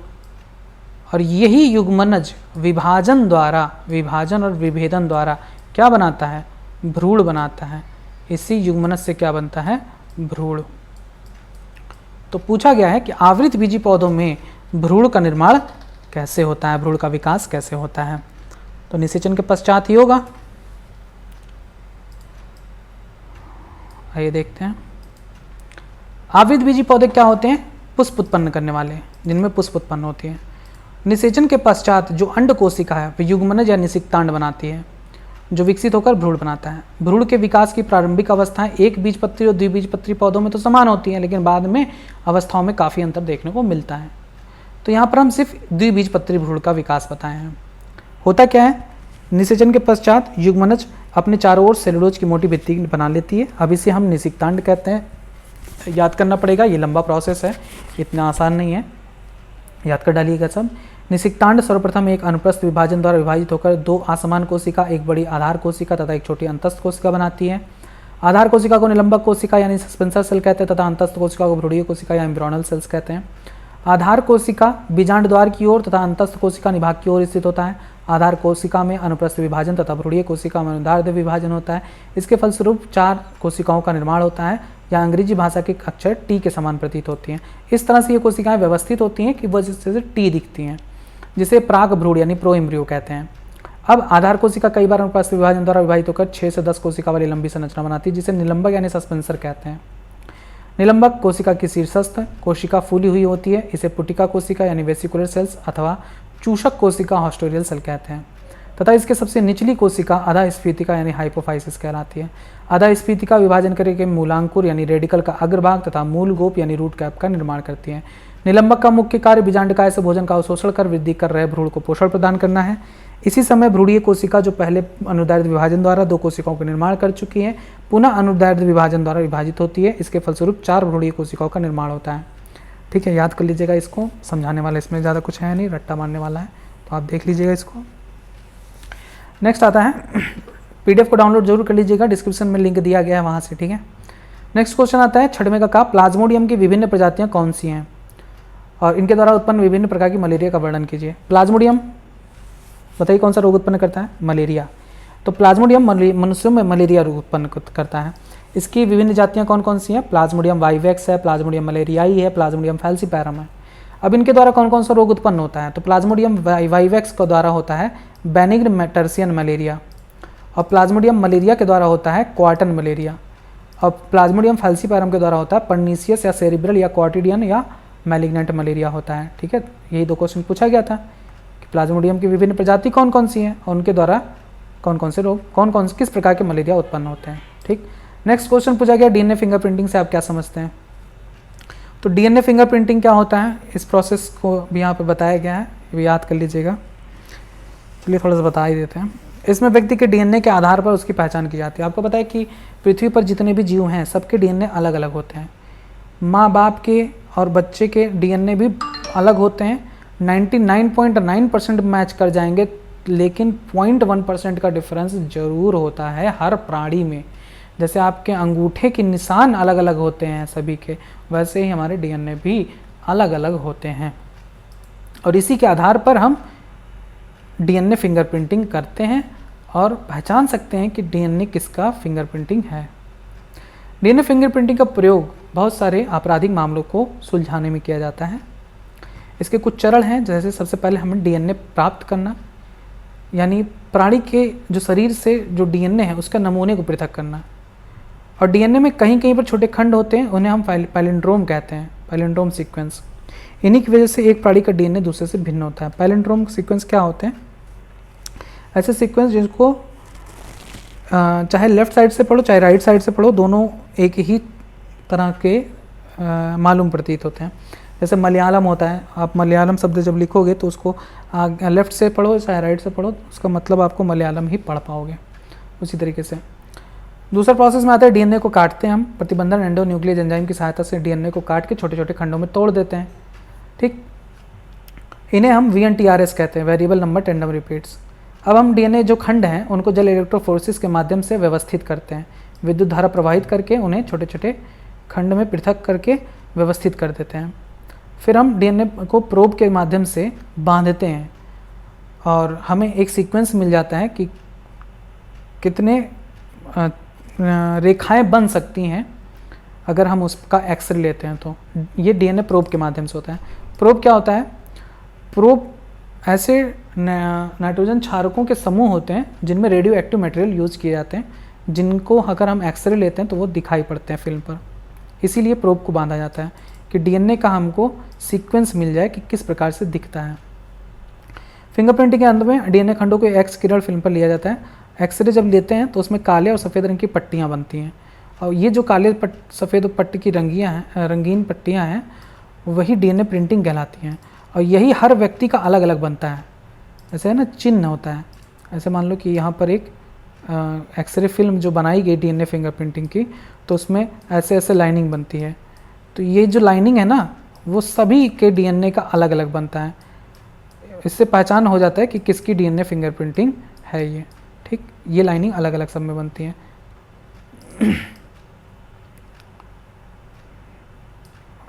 डीएनए फिंगरप्रिंटिंग के उपयोग क्या है?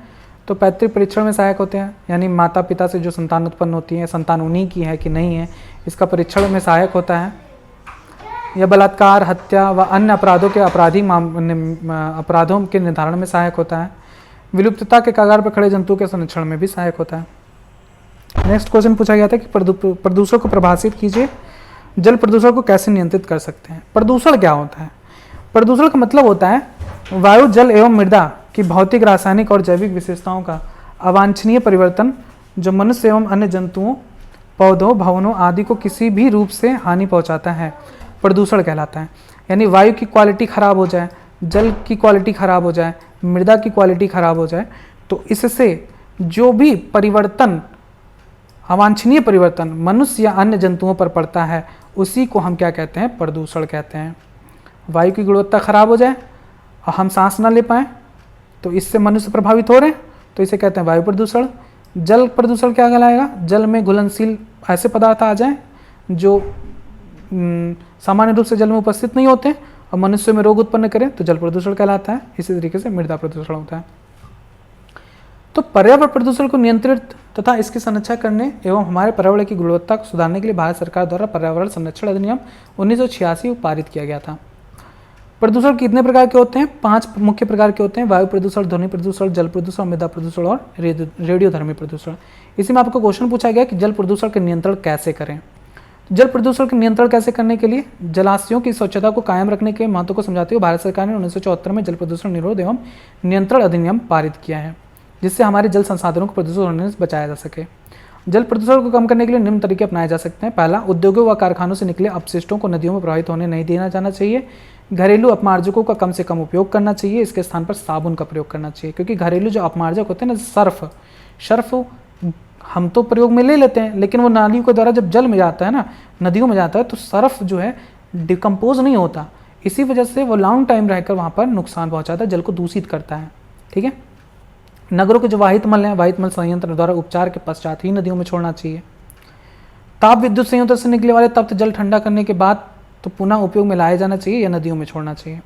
कृषि में रासायनिक पीड़कनाशियों के स्थान पर जैविक पीड़कनाशियों का प्रयोग करना चाहिए, क्योंकि रासायनिक पीड़कनाशी जब हम कृषि में प्रयोग करते हैं, मृदा में छिड़कते हैं, तो जब बरसात होती है तो बरसात के माध्यम से उसके पानी में घुल के रासायनिक पीड़क नदी में पहुंच जाते हैं और नदी को दूषित करते हैं। ठीक, तो ये तरीका है कि इस प्रकार से हम जल प्रदूषण से बच सकते हैं। नेक्स्ट क्वेश्चन पूछा गया, निम्न पर टिप्पणी लिखिए। 2, थैलेसीमिया और बायोस्फीयर। देख लेते हैं थैलेसीमिया क्या है। थैलेसीमिया एक आनुवंशिक रोग होता है, एक रक्त विकार है, आनुवंशिक रोग है, माता पिता से संतानों में आता है। अब इसमें होता क्या है, इसमें शरीर में सामान्य से कम हीमोग्लोबिन होता है। अब बताइए भैया, हीमोग्लोबिन जो एक बहुत इंपॉर्टेंट कंपोनेंट है ब्लड सेल्स का, और जो ऑक्सीजन को कैरी करता है, हम जो सांस लेते हैं उस ऑक्सीजन को पकड़ पकड़ के यही हीमोग्लोबिन हमारे शरीर की समस्त कोशिकाओं तक पहुंचाता है। अगर हीमोग्लोबिन कम हो गया तो शरीर के हर कोशिकाओं को ऑक्सीजन पर्याप्त मात्रा में नहीं मिलेगा। और ऑक्सीजन क्या किस लिए चाहिए? हमारे शरीर में ऊर्जा उत्पन्न करने के लिए, क्योंकि ग्लूकोज का ऑक्सीडेशन ऑक्सीजन के प्रेजेंस में ही होता है, जिससे हमें ऊर्जा प्राप्त होती है।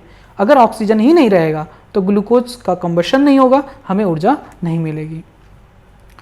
तो थैलेसीमिया एक ऐसी बीमारी है जो आनुवंशिक है, यानी जीन के उत्परिवर्तन के कारण होता है। इसमें हीमोग्लोबिन कम बनता है और इससे शरीर थकावट महसूस करेगा हमेशा, क्योंकि ऊर्जा ही नहीं मिलेगी। हीमोग्लोबिन लाल रक्त कोशिकाओं को ऑक्सीजन ले जाने में सक्षम बनाता है। थैलेसीमिया एनीमिया का कारण बनता है, जिसके कारण थकान हो सकती है। थैलेसीमिया कोशिकाओं के डीएनए में उत्परिवर्तन के कारण होता है। याद कर लीजिए, थैलेसीमिया किसके कारण होता है? थैलेसीमिया होता है कोशिकाओं के डीएनए में उत्परिवर्तन के कारण, जो हीमोग्लोबिन बनाता है। थैलेसीमिया से जुड़े उत्परिवर्तन माता पिता से बच्चों में पारित हो जाते हैं। थैलेसीमिया के लक्षण और थैलेसीमिया के जो लक्षण हैं वो कौन कौन से हैं? थकान, दुर्बलता, पीली या नीली त्वचा होगी, चेहरे की हड्डी की विकृति, धीमी वृद्धि, पेट की सूजन, गहरा मूत्र आदि। कुछ लोग जिनमें केवल एक प्रभावित हीमोग्लोबिन जीन होता है, उसमें थैलेसीमिया के लक्षण नहीं होते हैं। थैलेसीमिया के 2 जीन होते हैं, तो उसमें अगर एक प्रभावित जीन है तो उसमें लक्षण प्रकट नहीं होते हैं। हीमोग्लोबिन अणु अल्फा और बीटा चेन नामक श्रृंखलाओं से बने होते हैं, जो उत्परिवर्तन में से प्रभावित हो सकते हैं। थैलेसीमिया में यही अल्फा और बीटा श्रृंखला का उत्पादन कम हो जाता है, जिसके परिणाम स्वरूप या तो अल्फा थैलेसीमिया होगा या बीटा थैलेसीमिया होता है। बस अब नेक्स्ट आता है जैवमंडल किसे कहते हैं, बायोस्फीयर। देखिए पृथ्वी का वह भाग जहाँ तक जीवों को पाए जाने की संभावना होती है, पृथ्वी का वह भाग जहाँ तक जीवों की पाए जाने की संभावना होती है जैवमंडल या इकोस्फीयर कहलाता है। देखिए पृथ्वी का संपूर्ण स्थलीय जलीय एवं जीवों जहाँ तक जीव पाए जाने की संभावना होती है, यानी स्थल मंडल, जलमंडल, वायुमंडल, ये तीनों घटक सम्मिलित होते हैं जैवमंडल में। इसीलिए कि देखो जैव कहा गया, जैव मतलब जीवित जीव, मंडल मतलब जगह, ऐसा जगह जहाँ पर जीव पाए जाते हैं। तो कहाँ पाए जाए, जलमंडल, स्थलमंडल, वायुमंडल, इन सभी जगहों पर जहाँ तक जीव पाए जाते हैं उस सम्मिलित रूप से इसे क्या कहते हैं, जैवमंडल। जैवमंडल की जो मोटाई होती है लगभग 22.5 किलोमीटर होती है, यानी समुद्र सतह से 22.5 किलोमीटर ऊपर तक जीव पाए जा सकते हैं, उसके ऊपर तक नहीं। नेक्स्ट क्वेश्चन पूछा गया जैव विविधता से आप क्या समझते हैं, इसको कैसे संरक्षित किया जा सकता है। तो जैव विविधता क्या होता है भैया, एकदम सिंपल, पृथ्वी पर पाए जाने वाले समस्त जीवों की जातियों की संख्या को हम जैव विविधता कहते हैं, कि कितने जीव पाए जाते हैं, कितने जीव की जातियां पाई जाती हैं, जीव नहीं, जीव तो देखोगे तो गिनते ही रह जाओगे, जीवों की जातियां कितनी पाई जाती हैं, इसी को हम कहते हैं जैव विविधता।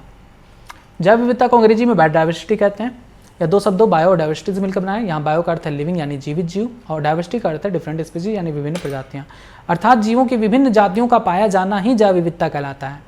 बायोडाइवर्सिटी शब्द का सर्वप्रथम प्रयोग वाल्टर जी रोजन ने सन 1985 में किया था। आपको जानकर आश्चर्य होगा कि हमारी पृथ्वी पर 20,000 चींटियों की जातियाँ, 3 लाख भृंग की जातियाँ, 28,000 मत्स्य यानी मछलियों की जातियाँ और 20,000 से अधिक अधिपादपों की जातियाँ पाई जाती हैं।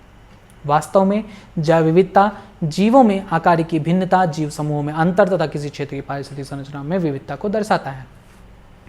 एडवर्ड विल्सन के अनुसार जैविक संगठन के विभिन्न स्तरों पर पाए जाने वाली विभिन्नता को जैविक विविधता कहते हैं। यह विविधता आणविक स्तर से प्रारंभ होती है और जीन संरचना, जीन पूल संरचना, जाति की जीवों में विभिन्नता, जैविक संगठन तथा बायोस्तोम स्तर तक देखी जा सकती है। अब देखते हैं भारत में क्या है जीव विविधता, पृथ्वी और भारत दोनों में।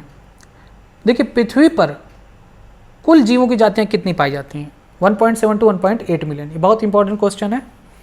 IUCN रिपोर्ट करता है कि पृथ्वी पर 1.7 to 1.8 मिलियन जातियां पाई जाती हैं जीवों की। इनमें से 70% क्या हैं, जंतु हैं, 22% पौधे हैं, और ये जो 70% जंतु हैं ना, ये 70% जंतु, इस 70% जंतु का 70% क्या है, कीट पाया जाता है। यानी अगर देखा जाए तो सबसे ज़्यादा जीवों की जातियाँ किसकी हैं, पृथ्वी पर कीटों की है। 10 जंतु में से 7 जंतु कीट ही हैं पृथ्वी पर। ठीक, संसार में कवक जातियों की कुल संख्या मछली, उभयचर, सरीसृप तथा स्तनधारियों से अधिक होती है। अब देखिए भारत की बात की जाए तो भारत भूमि क्षेत्र विश्व का केवल 2.4% है, यानी पूरे पृथ्वी का अगर आप देखोगे तो उसका सिर्फ 2.4% ही भारत है टोटल। इसके बावजूद इसमें 8.1% मतलब 8.1% जातियों की विविधता पाई जाती है। मतलब हमारे देश में ही कुल विश्व में पाए जाने वाली विविधता का 8.1% पाया जाता है। इतना छोटा क्षेत्रफल होने के बावजूद भी यहाँ पर जीवों की जातियाँ बहुत अधिक हैं। कारण ये है कि हमारे यहाँ पर अनुकूल वातावरण है। यही कारण है कि संसार के 12 मेगा विविधता यानी महाविविधता वाले देशों में भारत भी एक है।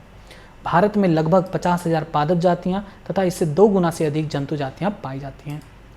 अब जैव संरक्षण को हम कैसे कर सकते हैं, जीवों का संरक्षण कैसे कर सकते हैं। कुछ ऐसे जीव होते हैं जो जीव विलुप्ति के कगार पर हैं, तो उन्हें हम बचा कैसे सकते हैं। इन सब के जो विधि हैं, 2 विधि प्रमुख रूप से हैं। एक होता है स्वास्थानीय संरक्षण और एक होता है बहिस्थानीय संरक्षण। ये देखिए स्वास्थानीय संरक्षण क्या होता है, जब किसी वन्य जंतु को उसके प्राकृतिक आवास में ही उसकी सुरक्षा की जाए तब उसे हम कहते हैं स्वास्थानीय संरक्षण। जैसे जंगल में अगर शेर है तो अगर वो शेर खतरे में मतलब विलुप्त के कगार पर है और हम चाहते हैं कि ये विलुप्त ना हो और उसको उसी जंगल में रहते हुए हम उसका संरक्षण करें, तब इसे हम कहते हैं स्वास्थानीय संरक्षण। लेकिन अगर हमको लग रहा है कि ये यहाँ सुरक्षित नहीं है, अगर हम उस शेर को उस जंगल से निकाल कर ले आएँ और अपने यहाँ जू में यानी चिड़ियाघरों में विशेष रूप से उसका हम संरक्षण करते हैं, जंतु उद्यानों में, तो उसे हम बहिस्थानीय संरक्षण कहते हैं। यानी जब उसके प्राकृतिक आवास यानी जंगल से निकाल कर उसे हम कृत्रिम आवास में ले आते हैं तब उसे हम बहिस्थानीय कहते हैं, और जब उसके आवास में ही अगर हम उसका संरक्षण करते हैं तो उसे हम स्वास्थानीय संरक्षण कहते हैं। तो वन्य जंतुओं का उनके प्राकृतिक आवास में संरक्षण करना स्वास्थ्य संरक्षण कहलाता है। इस प्रकार के संरक्षण के लिए प्राकृतिक वनों, चारागाहों, मैदानों, नदियों, झीलों आदि का भी संरक्षण आवश्यक हो जाता है। यानी उस पूरे जंगल में पाए जाने वाले सभी चीज़ों का संरक्षण हमें करना पड़ता है। इसके लिए इन प्राकृतिक आवास स्थानों को निषिद्ध क्षेत्र घोषित कर दिया जाता है। प्रोहिबिटेड एरिया मतलब कोई भी मानवीय हस्तक्षेप ना हो पाए, वहाँ पर शिकार करना मना हो जाता है, वहाँ पर पशुओं को चराना मना हो जाता है। ठीक है, अब कौन कौन से ऐसे क्षेत्र हैं जहाँ पर स्वास्थ्य संरक्षण किया जाता है? जैसे राष्ट्रीय उद्यान बनाए जाते हैं, नेशनल पार्क्स बनाए जाते हैं, वन्य जीव अभ्यारण्य बनाए जाते हैं, जीवमंडल आरक्षित क्षेत्र बनाया जाता है, पवित्र उपवन बनाए जाते हैं। ये सभी ऐसे क्षेत्र हैं जो स्वास्थ्य संरक्षण कहलाते हैं। अब आता है बाह्य स्थानीय संरक्षण। मैंने बताया ना कि अगर शेर को जंगल से निकालकर चिड़ियाघर में ले आएँ तब उसे हम बाह्य स्थानीय संरक्षण कहते हैं। यानी इस संरक्षण में संकटोत्पन्न पादपों तथा जंतुओं को उनके प्राकृतिक आवास से अलग एक विशेष स्थान पर उनकी अच्छी देखभाल के लिए ले जाई जाती है, तो उसे हम बाह्य स्थानीय संरक्षण कहते हैं। जैसे जंतु उद्यान हो गया, वनस्पतिक उद्यान हो गया, या वन्य जीव सफारी पार्क हो गया। ठीक है, पढ़ लीजिएगा। नेक्स्ट आता है निम्न पर टिप्पणी लिखिए। प्लासेंटा पर टिप्पणी लिखना है। जैव प्रबलीकरण। प्लासेंटा क्या होता है? प्लासेंटा क्या होता है? माता और भ्रूण के बीच एक कह सकते हैं एक अस्तर होता है जो माता से भ्रूण को विभिन्न प्रकार के आवश्यक पोषक पदार्थों को ब्लड के माध्यम से, रक्त के माध्यम से पहुंचाता है। ब्लास्टोसिस्ट के गर्भाशय में जब ब्लास्टोसिस्ट बन जाता है, ब्लास्टोसिस्ट कब बनता है? जब मादा युग्मक नर युग्मक मिल जाता है तो उससे बनता है युग्मनज। युग्मनज में विभाजन शुरू होता है, पहले 2 कोशिका, फिर 4, 4 से 8, 8 से 16, 16 से 32, 32 से 64। जब 64 कोशिकीय स्टेज हो जाता है तो उसे हम ब्लास्टोसिस्ट कहते हैं। और वो ब्लास्टोसिस्ट गर्भाशय में अंतरोपित हो जाता है, गर्भाशय में जाकर चिपक जाता है और वहाँ पर वह विकसित होने लगता है। उसमें धीरे धीरे अंगुली जैसे ऐसी संरचनाएं उभरती हैं जिन्हें हम कोरियोनिक विलाई या जरायु अंकुरक कहते हैं। ये जरायु अंकुरक गर्भाशयी ऊतक और मातृ रक्त से आच्छादित होते हैं। जरायु अंकुरक और गर्भाशयी ऊतक एक दूसरे के साथ अंतरांगली युक्त हो जाते हैं तथा संयुक्त रूप से परिवर्तनशील भ्रूण और मातृ शरीर के साथ एक संरचनात्मक एवं क्रियात्मक इकाई को गठित करते हैं जिन्हें अपरा या प्लासेंटा कहते हैं। कार्य क्या होता है? तो अपरा भ्रूण को ऑक्सीजन तथा पोषण की आपूर्ति एवं कार्बन डाइऑक्साइड तथा भ्रूण द्वारा उत्पन्न उत्सर्जित अवशिष्ट पदार्थों को बाहर निकालने का कार्य करता है। या अपरा एक नाभि रज्जु द्वारा भ्रूण से जुड़ा होता है जो भ्रूण तक सभी आवश्यक पदार्थों को अंदर लाने तथा बाहर ले जाने के कार्य में मदद करता है। और अपरा का कार्य क्या है? अपरा अंतःस्रावी ऊतक का भी कार्य करता है। इससे बहुत सारे हार्मोन्स रिलीज होते हैं जैसे मानव जरायु गोनेडोट्रोपिन, मानव अपरा लैक्टोजन, एस्ट्रोजन, प्रोजेस्टेरोन आदि। नेक्स्ट क्वेश्चन है जैव प्रबलीकरण किसे कहते हैं? बायोफोर्टिफिकेशन। तो जैव प्रबलीकरण का मतलब होता है प्रबल करना जीवों को, ज़्यादातर हम पौधों को कह सकते हैं। वे फसल जो मनुष्य खाते हैं, जो जंतु खाते हैं, उनमें उनकी पोषक तत्वों को बढ़ा देना, यही कहलाता है जैव प्रबलीकरण। ठीक है, जन स्वास्थ्य को सुधारने के लिए विटामिन तथा खनिज युक्त उच्च प्रोटीन तथा स्वास्थ्यवर्धक वसा वाली प्रजनित फसलों का विकास ही जैव प्रबलीकरण कहलाता है। कृषि वैज्ञानिकों ने मक्का की नई किस्में विकसित की हैं जिनमें अमीनो अम्ल लाइसिन की अधिक मात्रा होती है, जैसे शक्ति रतन किस्में। भारतीय कृषि अनुसंधान संस्थान नई दिल्ली ने बहुत सी सब्जियों की फसलों का मोचन किया है जिनमें विटामिन तथा खनिज प्रचुर मात्रा में होते हैं, जैसे गाजर, पालक एवं कद्दू में विटामिन ए, करेला, बथुआ, सरसों एवं टमाटर में विटामिन सी, पालक एवं बथुआ में आयरन और कैल्शियम प्रचुर मात्रा में पाया जाता है। बस नेक्स्ट आता है 8वां क्वेश्चन का आंसर।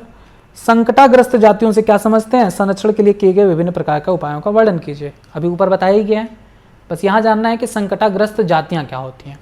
ऐसी जातियाँ जो पृथ्वी पर विलुप्त होने के कगार पर हों, ऐसी जातियों को हम संकटाग्रस्त जातियाँ कहते हैं। संकट में हैं, एक बार विलुप्त हो गई पृथ्वी से तो दोबारा वापस नहीं आ पाएंगी। जैसे डायनासोर विलुप्त हो गए, अब नहीं आ पाएंगे। तो ये डायनासोर एक बहुत बड़ा एग्जाम्पल है जो आप सब जानते हैं। जो नहीं पढ़ा लिखा होता वो भी जानता है कि डायनासोर विलुप्त हो गया, लेकिन हम लोग पढ़े लिखे हैं तो हम लोग जानते हैं कि डायनासोर ही नहीं, कई हजार स्पीसीज पृथ्वी से विलुप्त हो गई हैं और धीरे धीरे ये विलुप्त होती जा रही हैं। जैसे अभी जल्द ही बाघ विलुप्त होने के कगार पर पहुंच गया था। ये तो मनुष्यों के क्रियाकलापों ने बाघों को संरक्षित कर लिया और उसकी जाति बनाए रखी पृथ्वी पर, वरना धीरे धीरे बाघ भी विलुप्त हो जाता। तो संकटाग्रस्त जाति क्या होती हैं? ऐसी जातियां जो विलुप्त होने के कगार पर हों। इसकी डाटा कौन देता है? इसकी डाटा देते हैं IUCN, international union for conservation of nature and natural resources, जिसे अब हम world conservation union and WCU कहते हैं। ये एक लाल आंकड़ा पुस्तक यानी रेड डाटा बुक बनाती हैं और उसी में संकटाग्रस्त जातियों का सारी सूचनाएं निहित होती हैं। अब यहाँ पर दिए गए हैं कुछ संकटाग्रस्त जातियों के नाम, ठीक है, उसको आप देख लीजिएगा। जैसे डोडो पक्षी मॉरिशस का, क्वागा अफ्रीका का, थाईलेसिन ऑस्ट्रेलिया का, स्टेलर समुद्री गाय रूस का, ठीक। जल संरक्षण की विधियाँ बता ही चुके हैं, स्वास्थानीय संरक्षण है और बह्यस्थानीय संरक्षण पढ़ लीजिएगा। नेक्स्ट क्वेश्चन है, व्यसन से आप क्या समझते हैं? और प्रमुख नशीले पदार्थों का नाम एवं उनके प्रभाव का वर्णन कीजिए। व्यसन क्या होता है? व्यसन का मतलब होता है आदत, निर्भर हो जाओ। जैसे होता है ना कि अगर आप कोई ड्रग लेते हो, अगर आप कोई नशीला पदार्थ यूज़ करते हो तो आपको उसकी लत लग जाती है, इसी को कहते हैं व्यसन। क्योंकि इन ड्रग में, इन नशीली पदार्थों में ऐसे रासायनिक पदार्थ होते हैं जो आपके दिमाग में बैठ जाते हैं और बार बार उसको उसी टाइम पर लेने के लिए प्रभावित करते हैं आपको। तो यह समझ के ड्रग लाभकारी हैं, इन्हें बार बार लेने का कारण है। इससे सबसे महत्वपूर्ण बात यह है कि अल्कोहल और ड्रग की अंतर्निहित व्यसनी प्रकृति होती है, यानी ये व्यसन शरीर में ला देते हैं, यानी बार बार आपको मन करेगा नशा करने का, ठीक है। इनके बारे में आप पढ़ लीजिएगा क्योंकि अब हम भी थक गए हैं, मन नहीं कर रहा। कुछ प्रमुख नशीले पदार्थ हैं जैसे ओपाइड्स। ओपाइड्स के एग्जाम्पल अफीम और इसके व्युत्पन्न हीरोइन, मार्फिन, कोडीन आदि। दूसरा है कैनाबिनाइड। कैनाबिनाइड जिसे भांग के नाम से जाना जाता है। भांग के फूलों के रस, शीर्ष, पत्तियां और राल के विभिन्न संयोजन से मैरिजुआना, हशीश, चरस और गांजा बनाया जाता है। कोकीन और कोका एल्कोलाइड, लाइसर्जिक एसिड डाइसाइलेमाइड, तंबाकू, ये सब नशीले पदार्थ हैं, ठीक। लास्ट आता है पुनर्योगज DNA तकनीक से आप क्या समझते हैं? चिकित्सा में इसके उपयोग का वर्णन कीजिए। पुनर्योगज DNA तकनीक क्या कहलाता है? देखिए, पुनर्योगज DNA तकनीक का मतलब होता है कि किसी जीव के DNA में बदलाव कर देना। मतलब फालतू में बदलाव नहीं करना, इच्छानुसार बदलाव करना। ऐसा मान लो कि हम चाह रहे हैं कि किसी बैक्टीरिया में इंसुलिन पैदा होने लगे, तो हम क्या करेंगे कि मनुष्य के उस कोशिका से जो इंसुलिन बनाती है, उस कोशिका से उस DNA के जीन को निकालेंगे जो इंसुलिन बनाने के लिए रिस्पॉन्सिबल होता है। उस जीन को निकाल कर हम वेक्टर के माध्यम से किसी बैक्टीरिया में ट्रांसफ़र कर दें, और वो बैक्टीरिया के अंदर जब जीन पहुंच जाएगा इंसुलिन को बनाने वाला, तो उस बैक्टीरिया के अंदर इंसुलिन बनना शुरू हो जाता है। इसी पूरी प्रक्रिया को ही कहते हैं पुनर्योगज DNA तकनीक। यानी किसी जीव के DNA में या उसके जीन में मानवीय हस्तक्षेप के द्वारा उसके संरचना में फेरबदल करना, उससे वांछित लक्षण को प्राप्त करने के लिए, इसी को कहते हैं पुनर्योगज DNA तकनीक, ठीक है। लंबा प्रोसेस है, देख लीजिएगा। चिकित्सा में इसका क्या उपयोग है? तो चिकित्सा में इंसुलिन निर्माण करने में काम आता है, जीन चिकित्सा में काम आता है, रोगों का आणविक निदान में काम आता है, मोनोक्लोनल एंटीबॉडी के उत्पादन में, इंटरफेरॉन के संश्लेषण में, टीकों के उत्पादन में आदि। लास्ट क्वेश्चन है, पारजीनी जंतु को परिभाषित कीजिए, ये कैसे विकसित किए जाते हैं? पारजीनी जंतु क्या होते हैं? वही चीज़ें हैं जो ऊपर आपको बताई गई। ऐसे जंतु जिनका DNA बदल दिया गया हो, जिनके DNA में कुछ हेर फेर कर दिया गया हो, पूरा DNA नहीं बदला गया, DNA के कुछ सीक्वेंस में चेंज कर दिया गया जिससे वांछनीय लक्षण उत्पन्न हो सकें, ऐसे जंतुओं को ही पारजीनी जंतु कहते हैं। जैसे ऐसे जंतु जिनके DNA में पुनर्योगज DNA तकनीक द्वारा अतिरिक्त जीन प्रवेश करा दिया जाता है जो अपना लक्षण व्यक्त करता है, उसे पारजीनी जंतु कहते हैं। एक जीन जिसे एक कोशिका या जीन में प्रवेश कराया जाता है ट्रांसजीन कहलाता है, ठीक है। तो प्रोसेस क्या होता है? हम क्या करते हैं कि ट्रांसजेनिक जंतुओं का अध्ययन जो किए गए हैं उनमें निषेचित अंडे में DNA के माइक्रो इंजेक्शन द्वारा उत्पन्न किए जाते हैं। माइक्रो इंजेक्शन द्वारा निषेचित अंडे के DNA में हम किसी भी तरीके से उसके DNA को चेंज कर सकते हैं, उसके सीक्वेंस को चेंज कर सकते हैं और उसमें वांछित लक्षण उत्पन्न कर सकते हैं। इसके द्वारा बहुत सारे चूहे बनाए गए हैं, अब तक सबसे ज़्यादा चूहे ही बनाए गए हैं। जेनेटिक मॉडिफाइड ऑर्गेनिज्म अगर पूछा जाए कि सबसे ज़्यादा पारजीनी जंतु कौन से बनाए गए हैं, तो चूहे ही बनाए गए हैं और सबसे पहला भी चूहा ही बनाया गया था। उसके बाद खरगोश, सूअर, भेड़, गाय ये सब बनाए गए, ठीक। पढ़ लीजिएगा, PDF डाउनलोड कर लीजिए और इसको पढ़ लीजिए क्योंकि अब हम थक गए हैं। मेरा भी गला दर्द होने लगा है और सच में ये बहुत टफ टास्क था जो आज कंप्लीट हो गया। एक पेपर सेट आप लोग को बता दिए गए हैं, आप लोग इसको पढ़िए, अच्छे से तैयार करिए और उम्मीद है कि आप लोगों को ये हेल्पफुल लगा होगा। और जितने भी आपके संबंधित दोस्त हैं ग्रुप होगा आपका व्हाट्सएप का, उसमें ये सब शेयर कर दीजिए, ये PDF शेयर कर दीजिए, वीडियो का लिंक शेयर कर दीजिए, उनको भी लाभ हो सके। ठीक है, हर बच्चा पढ़े, हर बच्चा आगे बढ़े, हमारी यही कामना है। ठीक है, तो आज के लिए बस इतना ही, धन्यवाद। अब अगला अगर आपका सेट कंप्लीट हो जाएगा जितनी जल्दी, उतने ही जल्दी आपको यूट्यूब पर वो दे दिया जाएगा डाउनलोड लिंक, आप उस PDF को डाउनलोड करके उससे भी पढ़ाई कर सकते हैं। ठीक है, आज के लिए इतना ही, धन्यवाद।